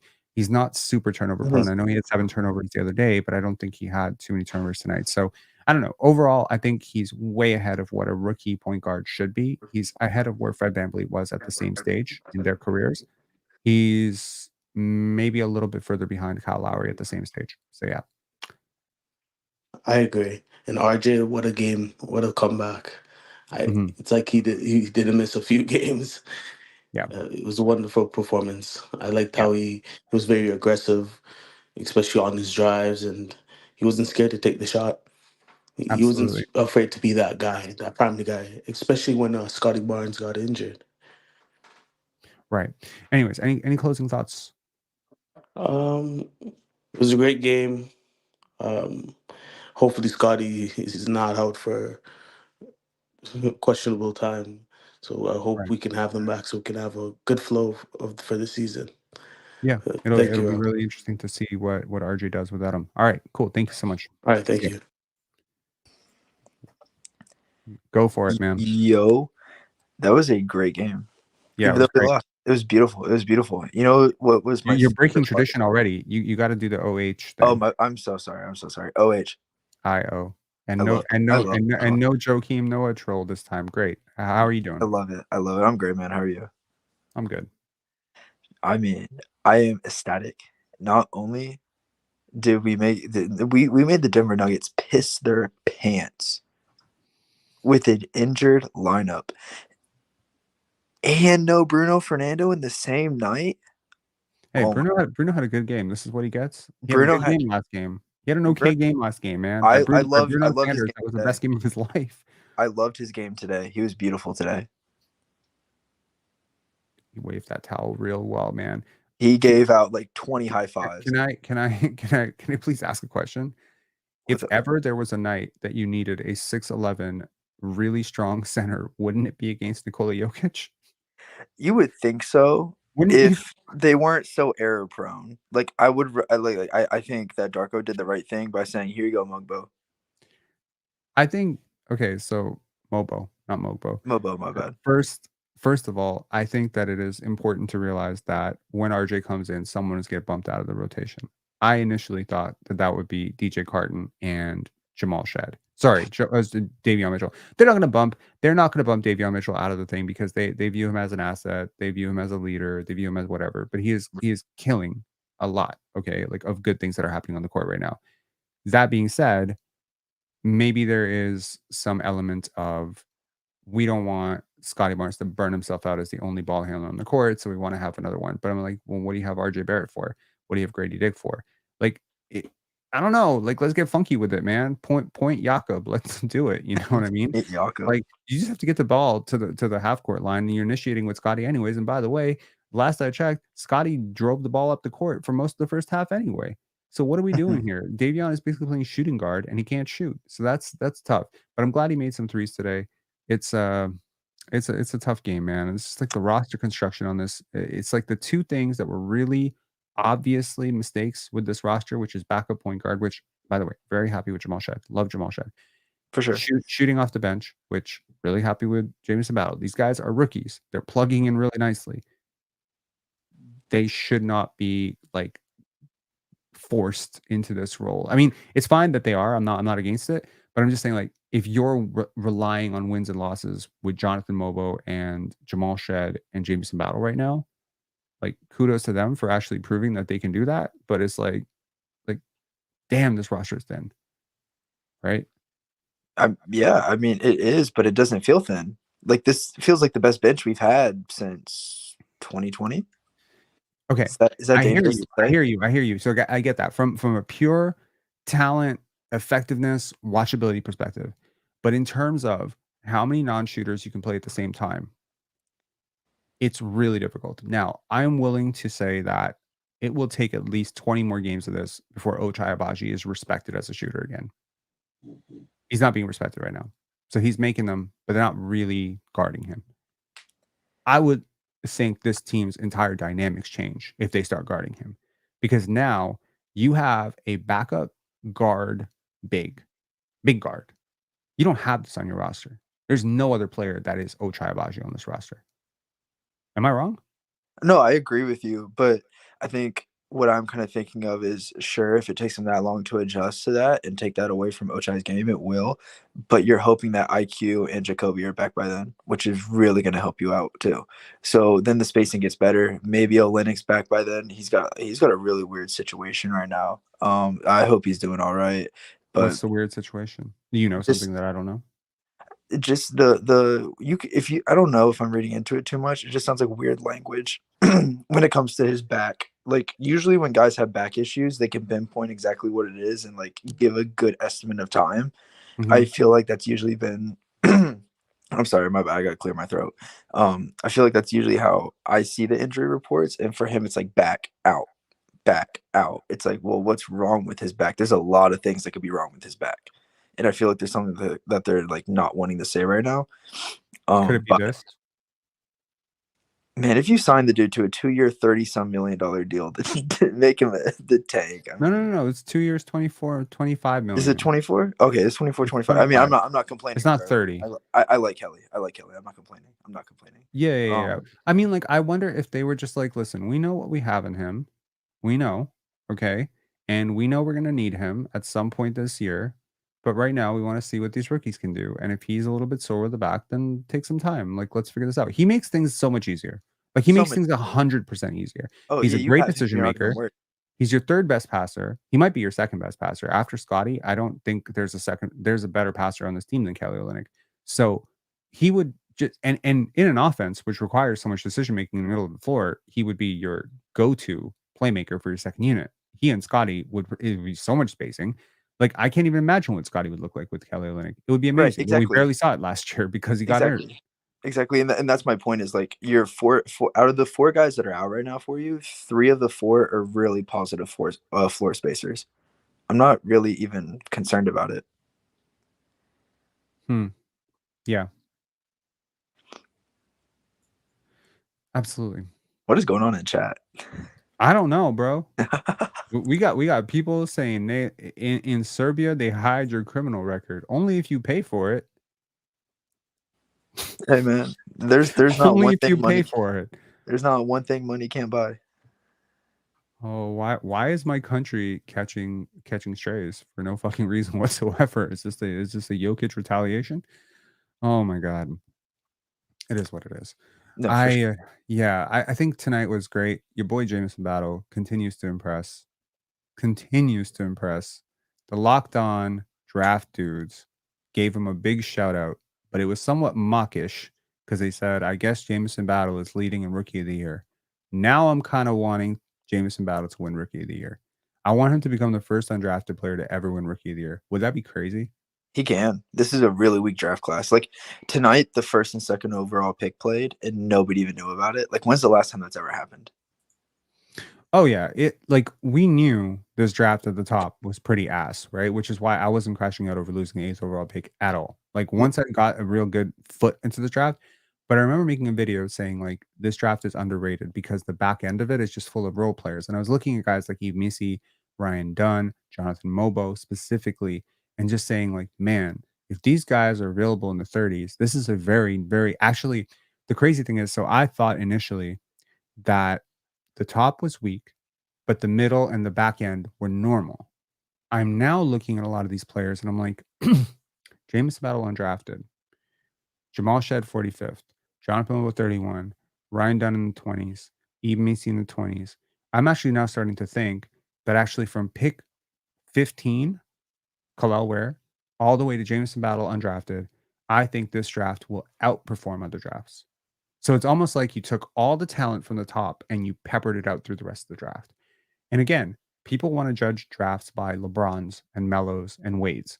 I personally like to judge drafts by the Fred VanVleets, the Ben Wallaces, the Ron The Draymond Artests, the Draymond Greens, Yeah, exactly. the Clint Capellas, those serviceable Serge Ibaka's at 24. Like those guys are there. They're there every year. You just have to find them, develop them, and kudos to the Raptors, man. Like they have done something very special with this rookie class. Like, and I'm so happy.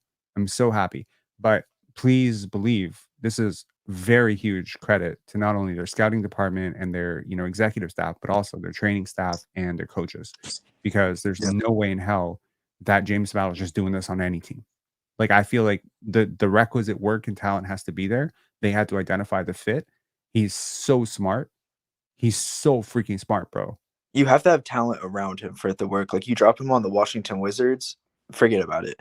You drop him on the Lakers with LeBron and AD, that'd be dangerous. That'd be very like think about all the teams in the NBA that would trade a first round pick right now for Jamison Battle.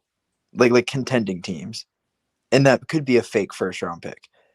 But think about all the teams that would. 4 games into his career. Trade a first round pick? Yeah, if like Lakers type of team, like a Phoenix Suns, Milwaukee Bucks, Boston Celtics, like teams that want to contend. I think right now, based on the sample size, he would fetch a second, but that's already a boost on him being not drafted. I think if he keeps this up for another 10 games, that's a healthy 14 game sample size. Yeah, I think he could fetch like a really distant, weak, heavily protected first round pick.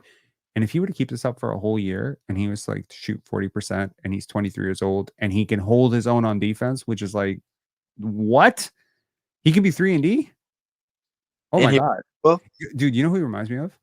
He's a hustle machine too. Okay. We said we talked about James Battle the other day. We talked about Niang, George Niang, and you said he can be a lot better than George Niang. And I hear you on that. Little maybe premature to say definitely better than George Niang, but a player that he kind of reminds me of is a recent rookie, and it's not because of the physical profile or whatever. It's just in the ways that they function, which is Keegan Murray. I agree. Like there's defensive stuff because the Niang comparison, Niang's a pylon. I could be wrong about that. I haven't watched Niang in a while, but no, I've you're watched way too many games where he's just a fucking pylon. So with him, he's surprised me every game. He shows me something new. His off-ball cutting is insane. That's something I liked about Keegan Murray in college. I thought he's so error prone. Sorry, so error free. Like Jamison Battle is possibly like I'm trying to think about this. Who are the most error-free rookies in Raptors history? Pascal Siakam made a ton of errors. Scottie Barnes, meh, he made some errors. T-Mac, tons of errors. Bosch. Okay, Bosch wasn't super error prone. He wasn't super foul prone, but he still made errors. I cannot think of a rookie that was super error free. Guys in the chat, help me out. If you can think the channel saying Anthony Parker. Anthony Parker was not a rookie. He'd actually previously played in Philly before going over to Europe. Lyra Alvarez, Norman Powell. I completely disagree. Yeah, no. I disagree too. I think it has something to do with his maturity level. Mm-hmm. Right? I mean, he's been so many places. Like he understands who he is as a player. He's not going to try to be something he's not. It's Jorge Garbajosa. It's Jorge Garbajosa. Jorge Garbajosa is the most error-free rookie in Raptors history. I would never remember that. But he was 30. Yeah. I mean, I don't know. And the shots he misses, he takes within the flow of the offense. Like it's like if he doesn't take that shot, miss or make, then the whole offensive flow is messed up. But with him taking that shot, you still have an offensive flow, and it's just on to the next possession. Yeah. What do you think of Scottie's game tonight? Play great. I mean, if he makes one of those turnaround jump shot layups, you win this game. It's a make or miss league, but he played great. He played great all around. I'm super encouraged with what I've seen with him so far. He's had one bad game this year, in my opinion, and that was opening night. Interesting. I didn't love his game last game. I thought it was just meh. I like how he recovered. If I had to grade it, it would be like, okay, so out of 10, his first game was like a 2. 1 out of 10. Yeah. Oh, I'll go 1 out of 10. He was negative 20 boxes minus. Like fuck. Like that's the worst game of the year. It better be his worst game of the year. That was the first game. Then the second game, I would say, is like a 6. The last game was like 4, and this game was like a 7.5 or an 8. That's how I would rank it. Yeah. Yeah, I mean, I liked it against Minnesota how he rebounded. You know, like this is nothing against him. I'm not attacking him, but when he has tough nights, he usually carries it heavy with him through the whole game. And this is just without a Siakam, without a Van Fleet. When he's had tough nights before he got hurt last year, he would carry it with him.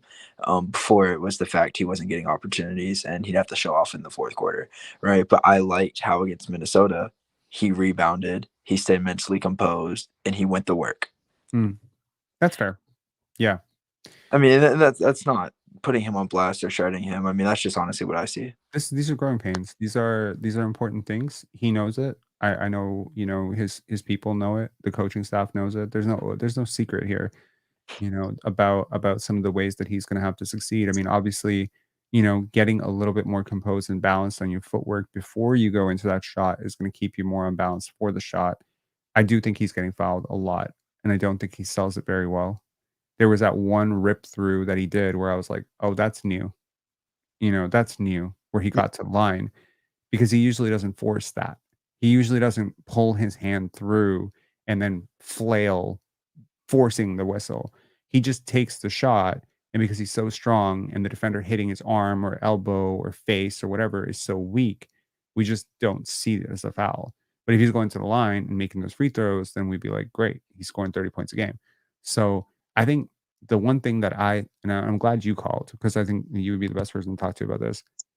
I think he expends too much energy on offense. I think his game is too many moving parts all the time. Everything he does feels hard. It's partially due to growing talent. But when you watch a Devin Booker or a Kevin Durant or even a Paolo Banchero, to be honest, like I'll throw him in there, even though he's nowhere close to those guys, but their game is so easy. There's like 3 movements and then they're at the rim. With Scottie, there's so much he has to do. So I wonder, what do you think of that?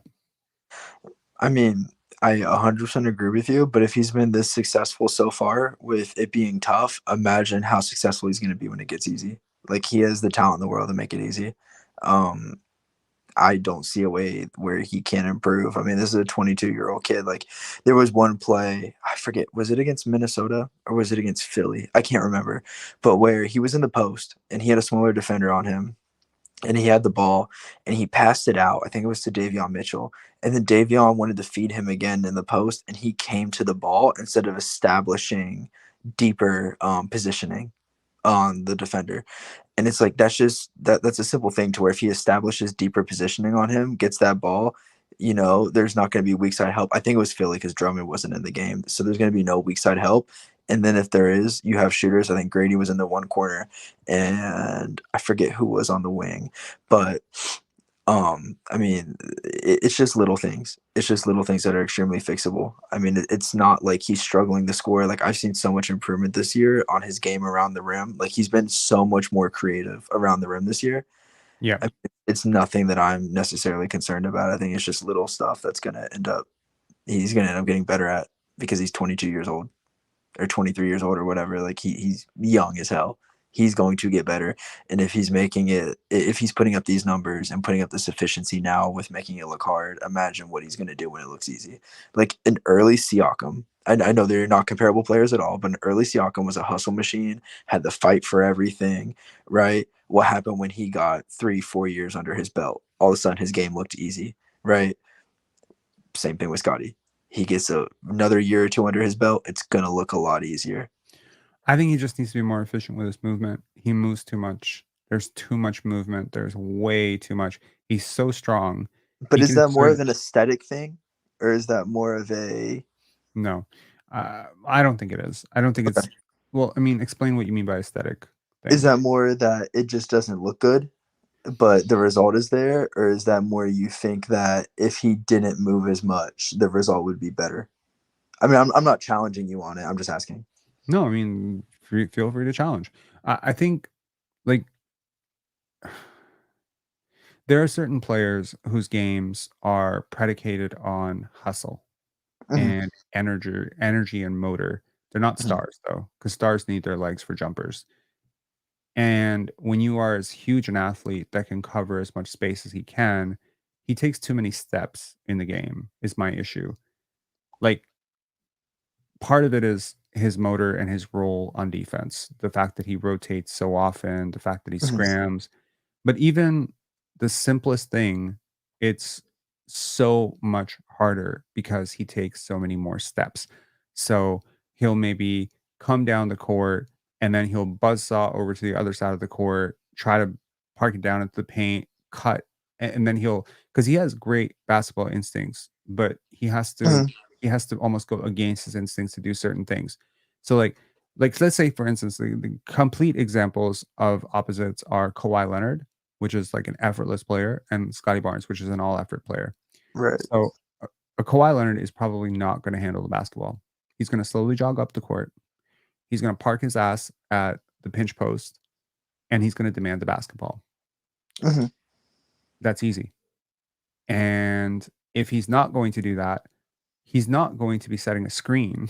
And very rarely that he's going to set a screen to help somebody and then come up to receive the basketball. No, he's the star. You are going to get him the basketball. You guys are going to do all the off-ball stuff. You guys are going to set all the screens. You guys are going to do all that fucking dirty work.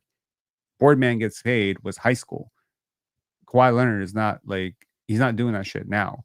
You know what I mean? Right. So like, that's the problem.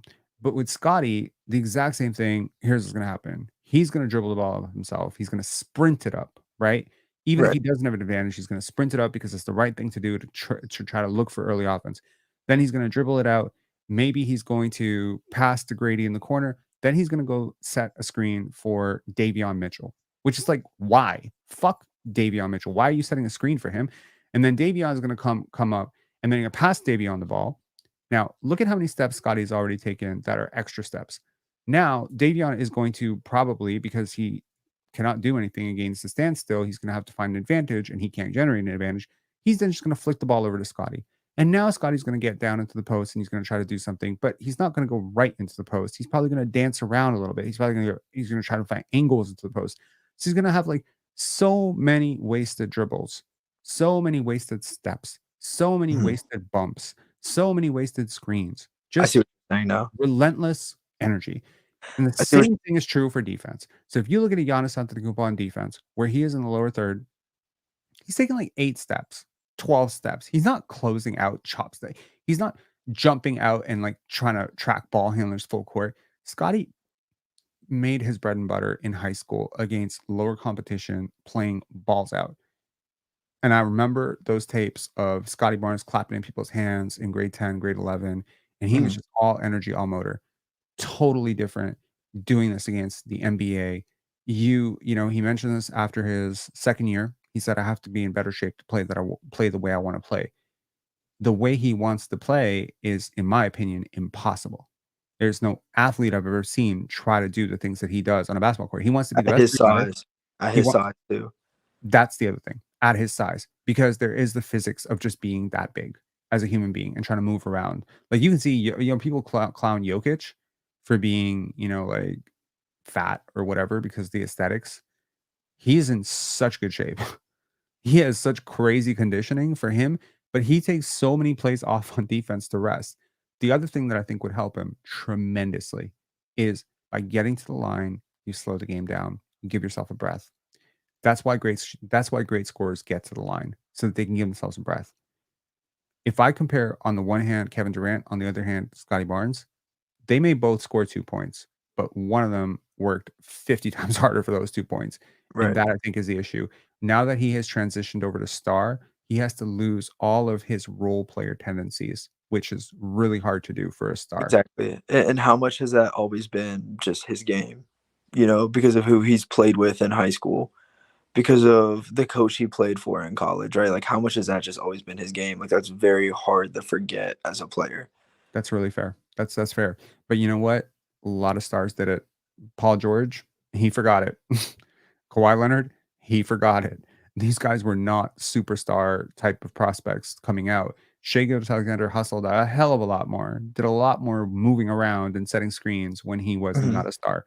Now that you're the star, someone has to have a conversation with him about reducing his load on his body. Either reduce his minutes and allow him to play balls out for 26 minutes a night. And some people are going to say he should be in better shape. And I would dare one of those people to do what he does for 1 minute and not die. It's impossible. Was it going in the Christmas So class? hard. Didn't he have the most miles ran in the NBA or something like that? I think I Yes. remember that like that. Every year, he's one of the top 2. Every year. In all the data, all the tracking data. Now, we've always used this as this is why Scottie Barnes works hard. But what happens when you're tired? Your jumper is short. Your touch around the rim goes away. You have turnovers late. Your handle can get sloppy. You don't have as much burst and energy in your legs to beat your man off the dribble. If RJ Barrett had to work as hard as Scottie Barnes did for a single game, he would die. Yeah. Like, And how much is this too? He's had to carry this team through the first 3 games, or attempt to carry this team through the first 3 games of this. No disrespect meant by that statement, by the way. But attempt to carry this team through the first 3 games of the season. He's tired as hell, right? RJ's back tonight, but like it's not an 100% RJ Barrett. You know, it's not up to game speed RJ Barrett. You're still missing an Emmanuel quickly. Like as much as Bruce Brown is you're missing a Bruce Brown, you're missing a Kelly Olynyk. Like, how much is it that? And he's the kind of player where like he has the who's going to carry the boats mentality, right? So I'm the same way. carry I'm the boats? same way as him. Like honestly, this is why he's one of my favorite. This is why he's my favorite player. I'm the same way. I am the director who gets the set and sees that there's a spill on the ground, and I'm mopping it. I'm the director that stays up afterwards if we messed up a set, like if we were borrowing someone's house or we were renting something, and I see like people left garbage all over the place. I'm the director that will actually clean it. I've always been this way. Stars can't be this way. Stars have to be protected. They have to be screened for. They can't be doing all the screening. That's why what Jokić does is so freaking impossible. Because he does do a lot of the off-ball stuff. He does do a lot of the screening stuff, but that's also why occasionally Jokić has 14 points. You need your legs for offense. You need to save yourself on offense, which means you need to be hidden to some degree on defense. Now, Scottie is such an easy player to hide on defense. I don't understand why his role continues to be so hard year over year, because it's not like if you put him close to the basket in the dunker spot and just kind of say, okay, we're just going to keep your role kind of in the center of the court, you know, a little bit, like just to manage your steps and your breaths a little bit. We're going to try to let you rest a little bit on defense, but you're also exacerbating the problem by playing as fast as we are, because we're playing super fast, right? We're not scoring a lot, but we're playing super fast. Like we may not get there, but we're trying. Like we're trying to run there. We're not doing anything when we get there. So I just think that it is, you know, the game is going to get so much easier when Emmanuel Quickly. Number one, Emmanuel Quickly is going to handle the ball a lot. Yep. First of all. Number two, Emmanuel Quickly is going to take a lot of shots. The idea of just taking shots is exhausting. So a lot of people might judge Scottie this year and say, well, you know, he averaged 21 points and 8 rebounds and 7 assists or whatever. That's not a superstar. If he does end up averaging those numbers, it doesn't matter, because that's the type of superstar he's going to be. Those numbers are going to build. And then one day you're going to blink and you're going to see 24, 13, 11. And you're going to be like, oh, that's the type of superstar he is. Yeah. But there are go-to scorers like Paolo and RJ and guys like this, even a Cam Thomas. They're not necessarily better. They're just, that's their game. They don't defend. It's apples to oranges. It's apples to oranges. They're completely different players. Like it is. It's like if we were to compare, like, okay, James Harden and Paul George are on the same tier of player, in my opinion, at this point in their careers. Like you can't compare those two guys. James Harden and Paul George. Yeah. Okay. What do you mean by that? Like where? Okay, they're both good passers. James Harden's much better passer. Right. But they don't do the same role. No, they really don't. No, you can't. George still does some of that stuff. Yeah, right. But you can't compare them. Like they're not comparable. Like it's hard to be like James Harden. You think it's harder to be James Harden? No. I think it's hard to compare them as a player. I think it's hard to be like James Harden is definitively better because of this, or Paul George is definitively better because of that at this point in their careers. Right. It's the same thing between Paolo and Scottie. Yeah. I mean, again, what is Paolo better at than Scottie? I think he's bigger just by a bit, maybe. Like he's an inch taller, maybe. Some people say he's 6'10". I've seen them standing next to each other. They look the They're, same they're size. not they're not the same player though. Like they could both have like great careers, but they're not the same player. Like we're comparing like a banana to an apple. Sure. Like yeah, they're both really good fruits, and you might prefer one, and someone else might prefer another, but they're both different players. Like if we were gonna sit here and compare like Scottie Barnes to a young Ben Simmons, we can have that conversation because they're playing pretty much the same role, right? If we want to sit here and we want to compare Paolo Banchero to what's a good example here? To a young Carmelo Anthony, sure. We can do that because they're Yeah. playing the same Melo role. is just better though. Melo is like Oh, so for much sure, more 100% talented. better. But they're comparable because they're the same player, right? Like I think Scottie's better than a young Ben Simmons, but they're comparable because they're playing the same role. They're the same player. Now, if we're talking like who's better on the grand scheme of like 1 through 100 in the NBA, who's more effective for their team, that's a conversation we can have. But it's hard to compare who's a better player when you play different roles. Like the switch over to a different sport, like we don't compare a quarterback and a running back and be like, who's the better player? Because it's completely different roles. We don't compare a first baseman to a center fielder in baseball because it's a completely different role. I completely agree. And I think there's so many levels to basketball in terms of like understanding the deeper meaning. But I think, sometimes you have people like this, right? Paolo is like LeBron. And you have to just reconcile with yourself that these people have driver's licenses. That these people can vote. It's These so people because can decide the future of democracy. These people they have access to public washrooms. They may even have like rent payments, mortgage payments. These people have refrigerators just like you and me. These people walk their dog. Maybe if they have a dog, I don't know. They probably shouldn't have a dog if they think Paolo is like LeBron, but poor dog. They're allowed to breed. They're allowed to have kids. We're allowed to have people who have kids who think this. it's This is so crazy. funny Oh my that God. because their movement patterns are similar, they get compared as players. How the fuck are their movement patterns similar? When they go to You think Paolo moves like LeBron? Have you seen their like side by side, like the fadeaway and turnaround layup and reverse layup? Like it looks very similar in Yeah, terms well, of how I've also seen Norman Powell look like Kobe Bryant. It doesn't mean I would right, compare exactly. them ever. That's the point. That's the point. Like you could have players like, for example, I remember seeing a video and it was like a blacked out. So it was like blacked out, like the player, it was like their silhouette, and it was like, who is this player? And everyone's like, oh, Chris Paul, and it's like, no, that's Jose Alvarado. It's like, yeah, they move similar. You know what I mean? So it's easy to make the comparison when Paolo's a good young player, right? And it's like, oh my God, that's LeBron James because he has the same movement pattern, right? Or on some Bro, move. as someone who watched a lot of young LeBron James before he got to the league, that dude moves totally different than any player in the league right now, including himself. I think the only player who's even athletically on the same plane as him is probably Anthony Edwards in terms of how he moves. Like Ant's smaller. For fine. who? For LeBron? Yeah, like LeBron's more upright, he's more rigid, but he was powerful. Like as a young player, he got bigger and buffer and, huge and roided out in like 2012, 2013. But when Bron was at St. Vincent St. Mary, like that dude was smooth. Like he is super balanced, super coordinated. I guess Paolo is like, I don't know. Paolo has always reminded me of like Glenn Big Dog Robinson, like that type of player, like maybe you could say Carmelo Anthony, but Carmelo Anthony was just like, I watched Carmelo at Syracuse win a national title. Sorry, like it doesn't look like Paolo at Duke. So, he's strong and he faced a really shit defense. Indiana is cooked, man. Indiana Yeah, is so he's cooked. a Paolo. I will say, and I'm completely unbiased. I think Paolo's a really good player, but I think he has a privilege at this point in his career that Scottie doesn't have, and that's having guys to do dirty work around him when Scottie is the guy that has to do dirty work for everyone else, right? Exactly. So if you were to switch Scottie Barnes and Paolo Banchero right now, which team do you think's better? Easily the Magic. Do you think the Magic get better or the Raptors get better? Magic get way better. Exactly. Ironically, I think both teams. No, I don't know where you'd be. Honestly, Paolo with a whole bunch of pylons would be. But I mean, the Raptors have some plus defenders now. They have Yak. I don't know. Okay.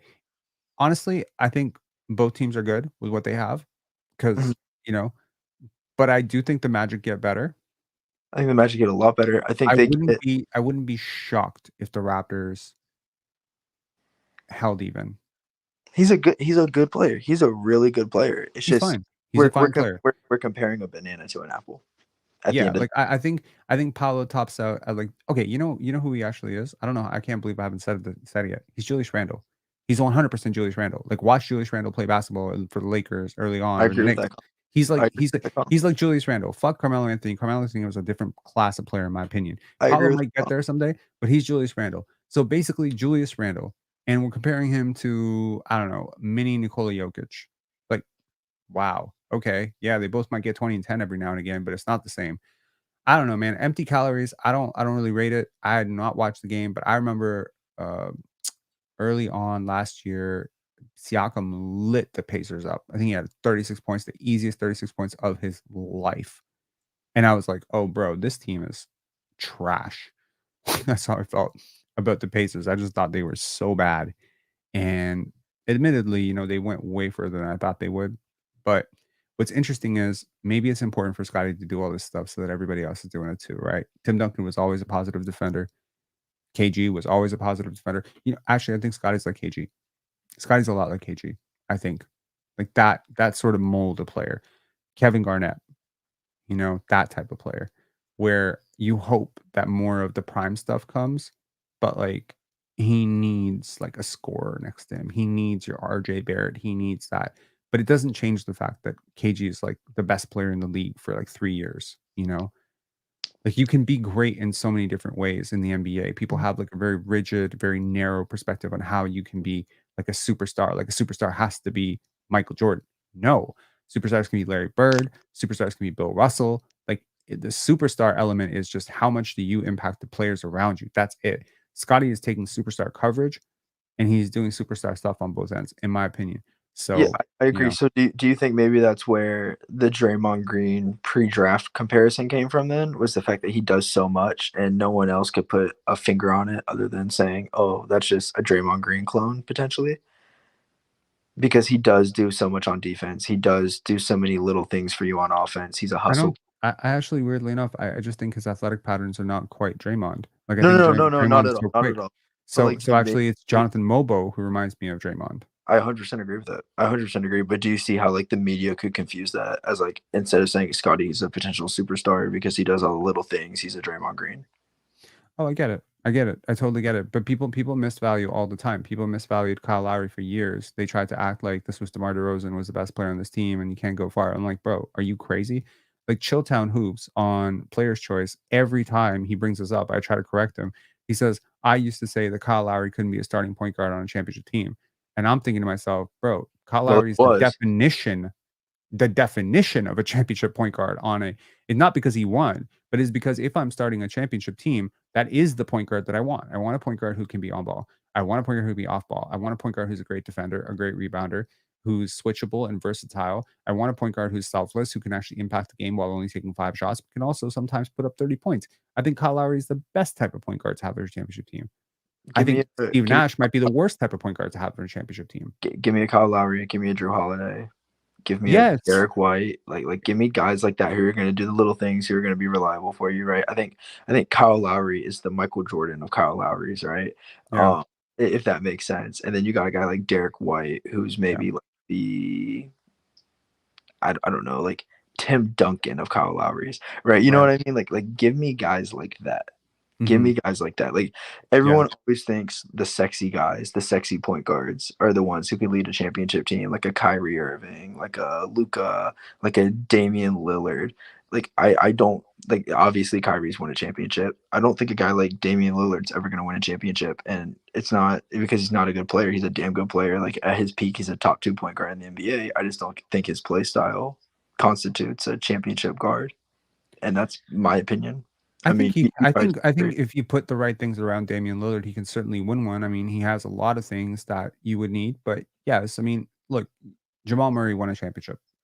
Okay. Like, so if you put Damian Lillard next to a generational offensive player like LeBron in his prime or a Jokic, he'll win a championship. But it's important to realize how these people succeed. It's important to realize when we're paying out max contracts to Jamal Murray and to a Michael Porter, why they are as effective as they are. And it's because somebody has to do all that stuff, that superstar elevation. That's just math on basketball. Also, Zaire, please call or shut the fuck up. Like, honestly, get a vasectomy, bro. Like, you really should not. We don't need more of you. I'm just being real. Kyle Bro, Lowry, not championship point guard. He had Kawhi for 1 year. He choked all the other years. bro, Bro, he bro was just told him to take the venom out of the snake. I'm dead. 5 years of Kyle Lowry being a top 5 point guard in the NBA, leading teams. The next year after Kawhi left, you all acting like Kyle was a fucking Kawhi merchant. The Raptors literally went to the Eastern Conference Finals the year before Kawhi got here. They were on pace for 61 wins. 61 wins? Sorry, 2 years before Kawhi got here, they went to the Eastern Conference Finals, right?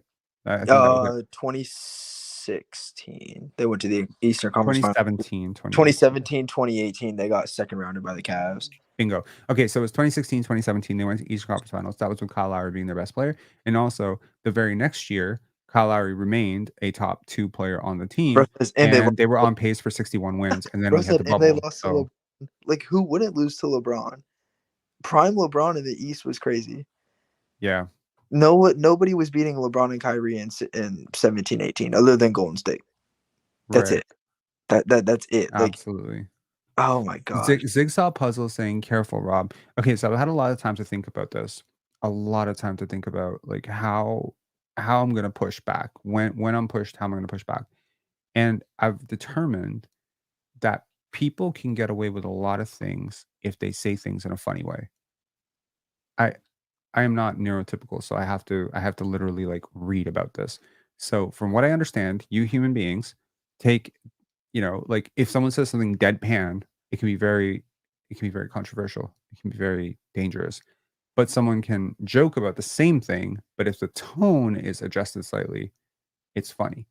So I'm deciding to take that. I'm trying to attempt humor.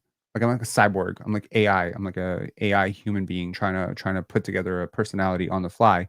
But what I'm trying to communicate is that I realize that there's this like segment of fans that are like, oh, you yelled at a caller, or you said this to a caller, and that's really rude. And I'm just trying to get to a point where I'm like, but what, like, that's what the detractors think. What do the fans think? Like, what do the people who actually tune into this show actually want? And I think they want the truth. I don't know, man. Telling him to end his bloodline was kind of cold. That was tough. That was tough. It was. My bad. Andrew with the comment of the year. Kyle Lester, top 2 player of all time, guys. He's not good. Spit. Facts. Zigsaw Puzzle saying, Rob, your delivery is dry. Okay. Dry humor is in right now, though. Fair. I don't know. Zaire is saying, I wasn't offended by the comment. Cool. That's okay. You should absolutely try to continue your bloodline if you, I don't know, if you feel so inclined. Please, by all means, have many children, but please don't talk to them about basketball. Send them to a trained professional to teach them about basketball. You're gonna motivate the man to have like 10 kids in 5 years now. They're all gonna grow up Kyle Lowry haters, bro. All of them. They're all gonna be haters. And they're all gonna be so misinformed about the Toronto Raptors. We don't need any more Raptor haters, bro. We don't need any more armchair coaches. Slytherman with a super chat saying, completely off base with Nash comment. He was an offensive engine, lights out shooter, pick and roll god, and would have made the finals if not for the ejection. That wasn't the point. For the same reason that Damian Lillard can absolutely be a finals MVP, Steve Nash absolutely could have been a finals MVP. I'm saying that on a neutral team, who would I want to be my average point guard on an average championship team? Kyle Lowry is much more in the mold of what I need from a championship point guard, because I don't actually believe that point guard should be the best player. That's sort of my point. Yeah. Yeah, no, I 100% agree. Yeah, but I respect the super chat. Thank you so much, and I appreciate it. And obviously, no disrespect to Steve Nash. Steve Nash is great, and his numbers really did not show his impact. He was amazing. That being said, he was a pylon defensively. He did not participate very much. He did drive a lot of offense with the ball in his hands, and I think sometimes it made the offense like a little bit predictable. So I would have loved to see Steve Nash in his prime outside of that, Phoenix Suns team.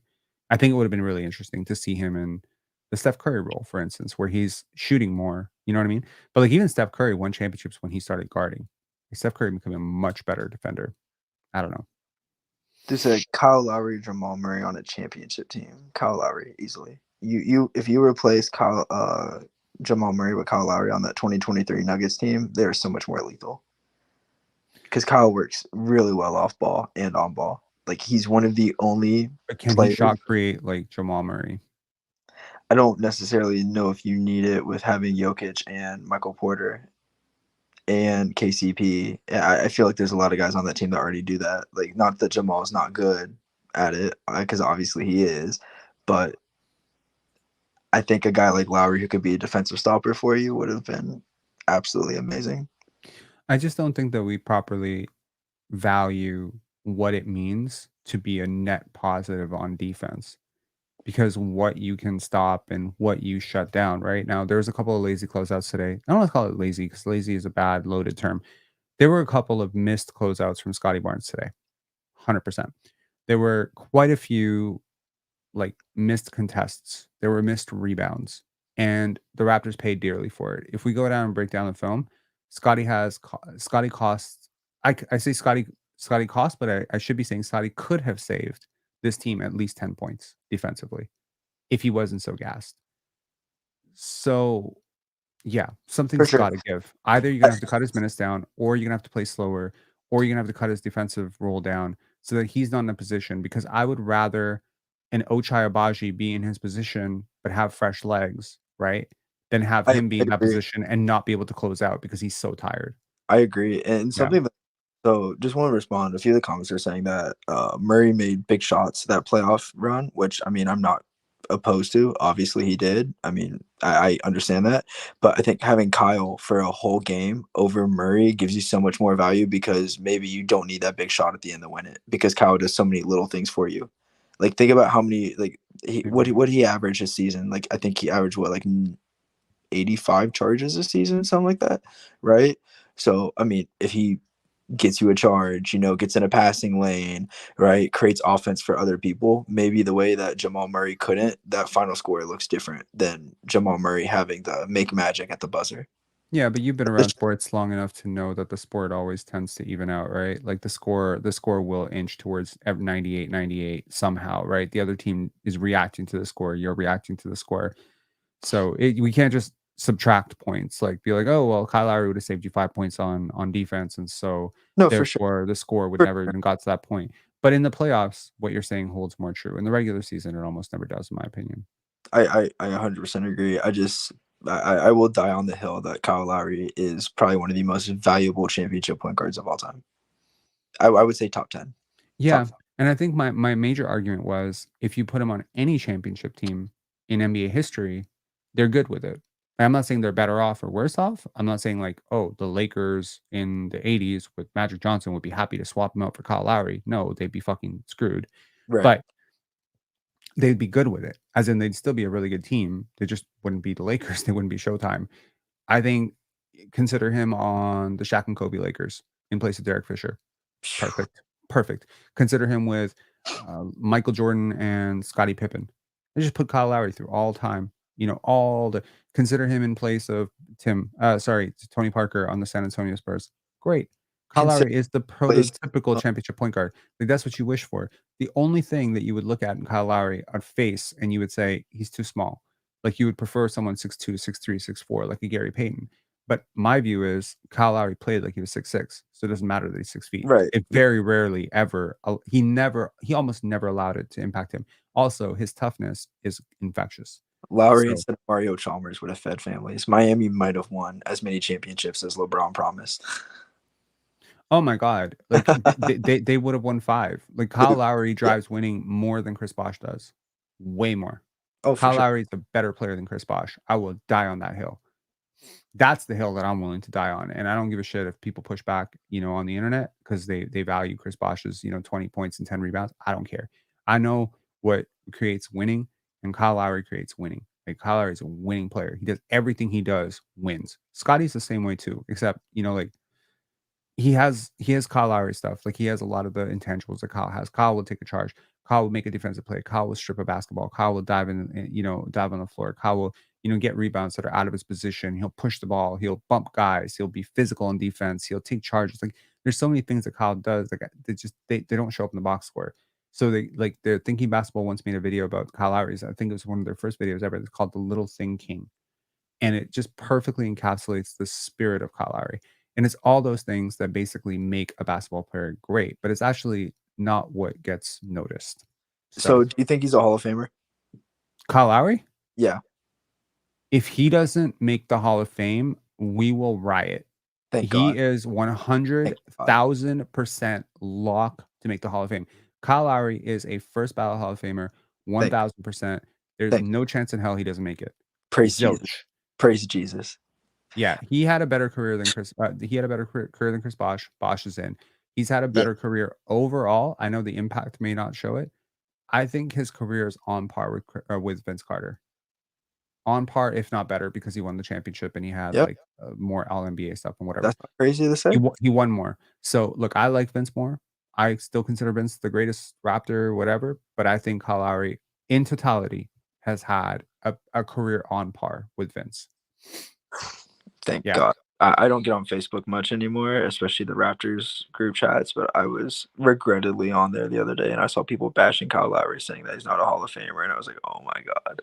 Yeah. This is rough. This is very, very rough to read. Well, idiots have a lot of things to say on the internet, from what I'm told. Anyways, Layne, it's been a wonderful conversation. Any closing thoughts? Let's keep it rolling. I don't care if we lose, if we look like this when we lose. It is positive. Extremely, extremely positive. Yeah, it is. We are the best 3-1 team in the in NBA history.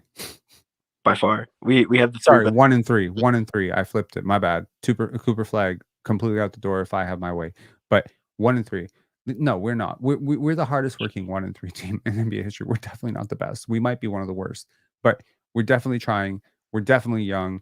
We're definitely coming, and it's gonna get better, guys. Like, yeah. Have the 3 best rookies in the league right now. I'm not gonna argue that. I would argue that, but no, we don't. but if you told me we have 5 of the 12 best rookies when this is all said and done, I think that's very fair. For sure. It's extremely positive. I mean, it's given me a different to the season. Yeah, I mean, Donovan Clingan is clearly better than everyone that we drafted. Like, from a pure impact standpoint, I think he is. Other than maybe Jonathan Mobo, if he really pops, maybe there's like some adjacents there. I think Reed Shepherd will be better than all of these players. I think Zachary Risache has a chance to be better than all of them. I think Nikola Topic next year is going to be really good. But for all I know, all of these guys that I just mentioned could end up being career backups. What I will never debate is that the Raptors got like really hard workers who really understand how to play basketball. Even the young players, Jacoby and Urish, they really have good basketball IQ, for sure. Yeah. Yeah. Before I go, shout out Ochai. Ochai was great. Ochai was awesome. Ochai was great. He deserves a lot of credit for today. Yes, all right, sir. man. Cheers. Have a good one. You have a good night. Good night. All right. Great conversation to end it out. Love it. You know, whether it's Layne, whether it's Coach Mo, whether it's Vince, whether it's FA, whether it's Larry Kane. I love our regulars. I love hearing from new people. It's always cool. We're 2 hours and 48 minutes into this. And I'm going to bet that this post-game show has fewer views than the wins. I noticed that in Raptorland, that when we win, a lot of people want to tune into the post-game show. When we lose, nobody wants to come to the post-game show. So I'll salute the 450, 500 of you that dipped in and out. Probably 3,000 of you dipped in and out over the last 3 hours. Thank you so much for being here. Thank you to the callers for being here. Tough night, but hang tight. It's getting better. Your team played hard. That's what you wanted. Can't have it both ways. What do we say in the Philly game? We don't want losses like that. We don't want to it was a Cleveland game. We don't want to get blown out like this. We want to see a superstar performance from Scottie Barnes. You got it. You got a superstar performance from him before he got out. You got that. You want to see RJ Barrett healthy. You got that. And he left the game still healthy. We're good. And he's playing with one bad shoulder, which is probably going to impact his shooting as well. You're getting a lot of minutes with the young guys. And I mean, Lord knows, watched Nick Nurse for years not play the young guys and was very frustrated by it. You're getting growth, and these players are getting better. And they, you know, we say, he said, Darko Rajakovic said, there's no moral victories in the NBA. I hear you. I hear you. But if you're Jamal Shed, if you're Jamison Battle, if you're Jonathan Mobo, the biggest thing that you can take away from this game is you belong. You went up against a team that very recently won an NBA championship. 14 months ago, they were NBA champions. Up until 7 months ago, they were still technically the champions. This is the same core. They were all healthy. They came into your building and you nearly beat them. You had to lose your franchise player in order for them to eke ahead. Because after he got injured, the game pretty much went the other way. But you were also gassed. I don't know, man. I'm not a person that lives on wins and losses. I'm not. I'll tell you that for quite a few months, some of you may have noticed, I have just been very lazy about this channel. There was a time when we used to grind out videos every freaking week. We'd have like a couple of film breakdowns. We'd have these little videos, snip, snip, snip, We were trying really hard. There was a lot of motivation behind it. There was a lot of reasoning behind it. We're trying to support a star player. We're trying to support, and you might think that, making a live like this live 3 hours talking into a microphone, but this is fun for me. You know what sometimes isn't fun? Editing a video for like 28 hours, like the Brian Macon video, the one that we edited. That's 28 hours, 28 hours. And, we sometimes lose sight of the bigger picture of what are we trying to do. Talk on these lives, some people watch them, some people don't. But those little videos, the articles, so we got verified on X today, which is really cool. We can now write articles on X. We want to change. We want to support this young team. We want to be a voice of reason and positivity, but also insight. We want to grow the game of basketball in this country, but also in this city. We want to expand the reach and knowledge of what other NBA fans know about the Toronto Raptors, which is what I do on the panel every single week. I go and talk about the Raptors. Tomorrow, I'll be on the panel at 11 a.m. Eastern time, and I will talk about the Raptors for sure, because we'll be talking about some stuff, and I will be talking about the Raptors, because if we're talking about things that fresh surprises of the new year, definitely one of them is going to be the Toronto Raptors rookie class. So now I'm thinking this team is like really interesting. It's motivating. When you cover a team that's not very interesting, it feels very laborious to create content. But creating a Jonathan Mobo film session was fun. It was so easy. And so we're going to keep that going. We're going to keep some of the smaller videos going. We're going to grow the shit out of this channel. I had initially set out last year at New Year's that this channel was going to grow to 20,000 subscribers by the end of the year. 20,000. We are really far away from that. We're 5,500 left. And we got 2 months left. Can we close 5,500? I'm going to have to work really hard for it. But let's see. Let's see if we can do it.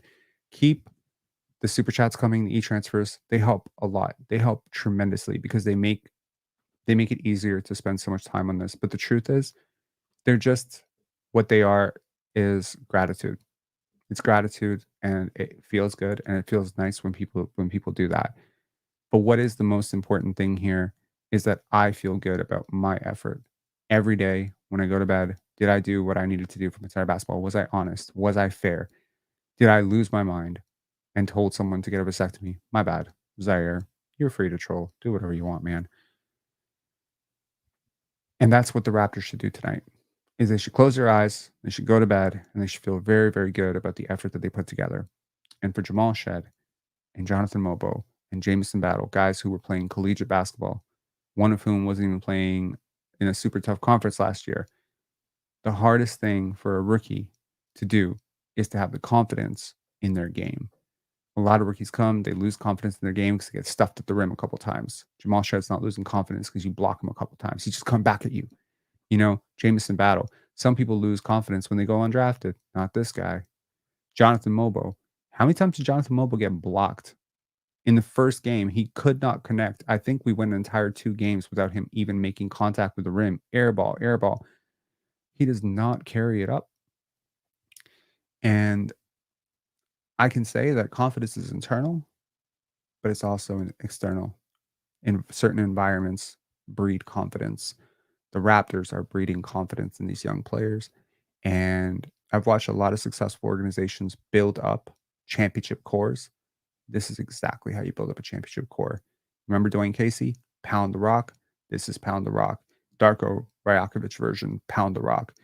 And it starts with honesty. It starts with having tough conversations. It starts with accountability. It starts with setting a play style. It starts with getting better every single day. It starts with winning, but not winning basketball games only, but winning every day, winning the workout, winning the shoot around, winning. You stack winning and you make sure that you celebrate those wins and people feel better about it. And that winning creates more winning. And it's called the winner effect. And it's psychologically proven to be true. The Toronto Raptors are on a really, really good path for the first time in forever. And I hope that this channel will be 100,000 subscribers strong when Scottie Barnes and Emmanuel Quickley and Grady Dick and those guys hoist the championship trophy as, I don't know, Americans like myself lose their fucking minds. How did they win another one? It's going to happen. I'll talk to you guys later. Have a good night. Enjoy.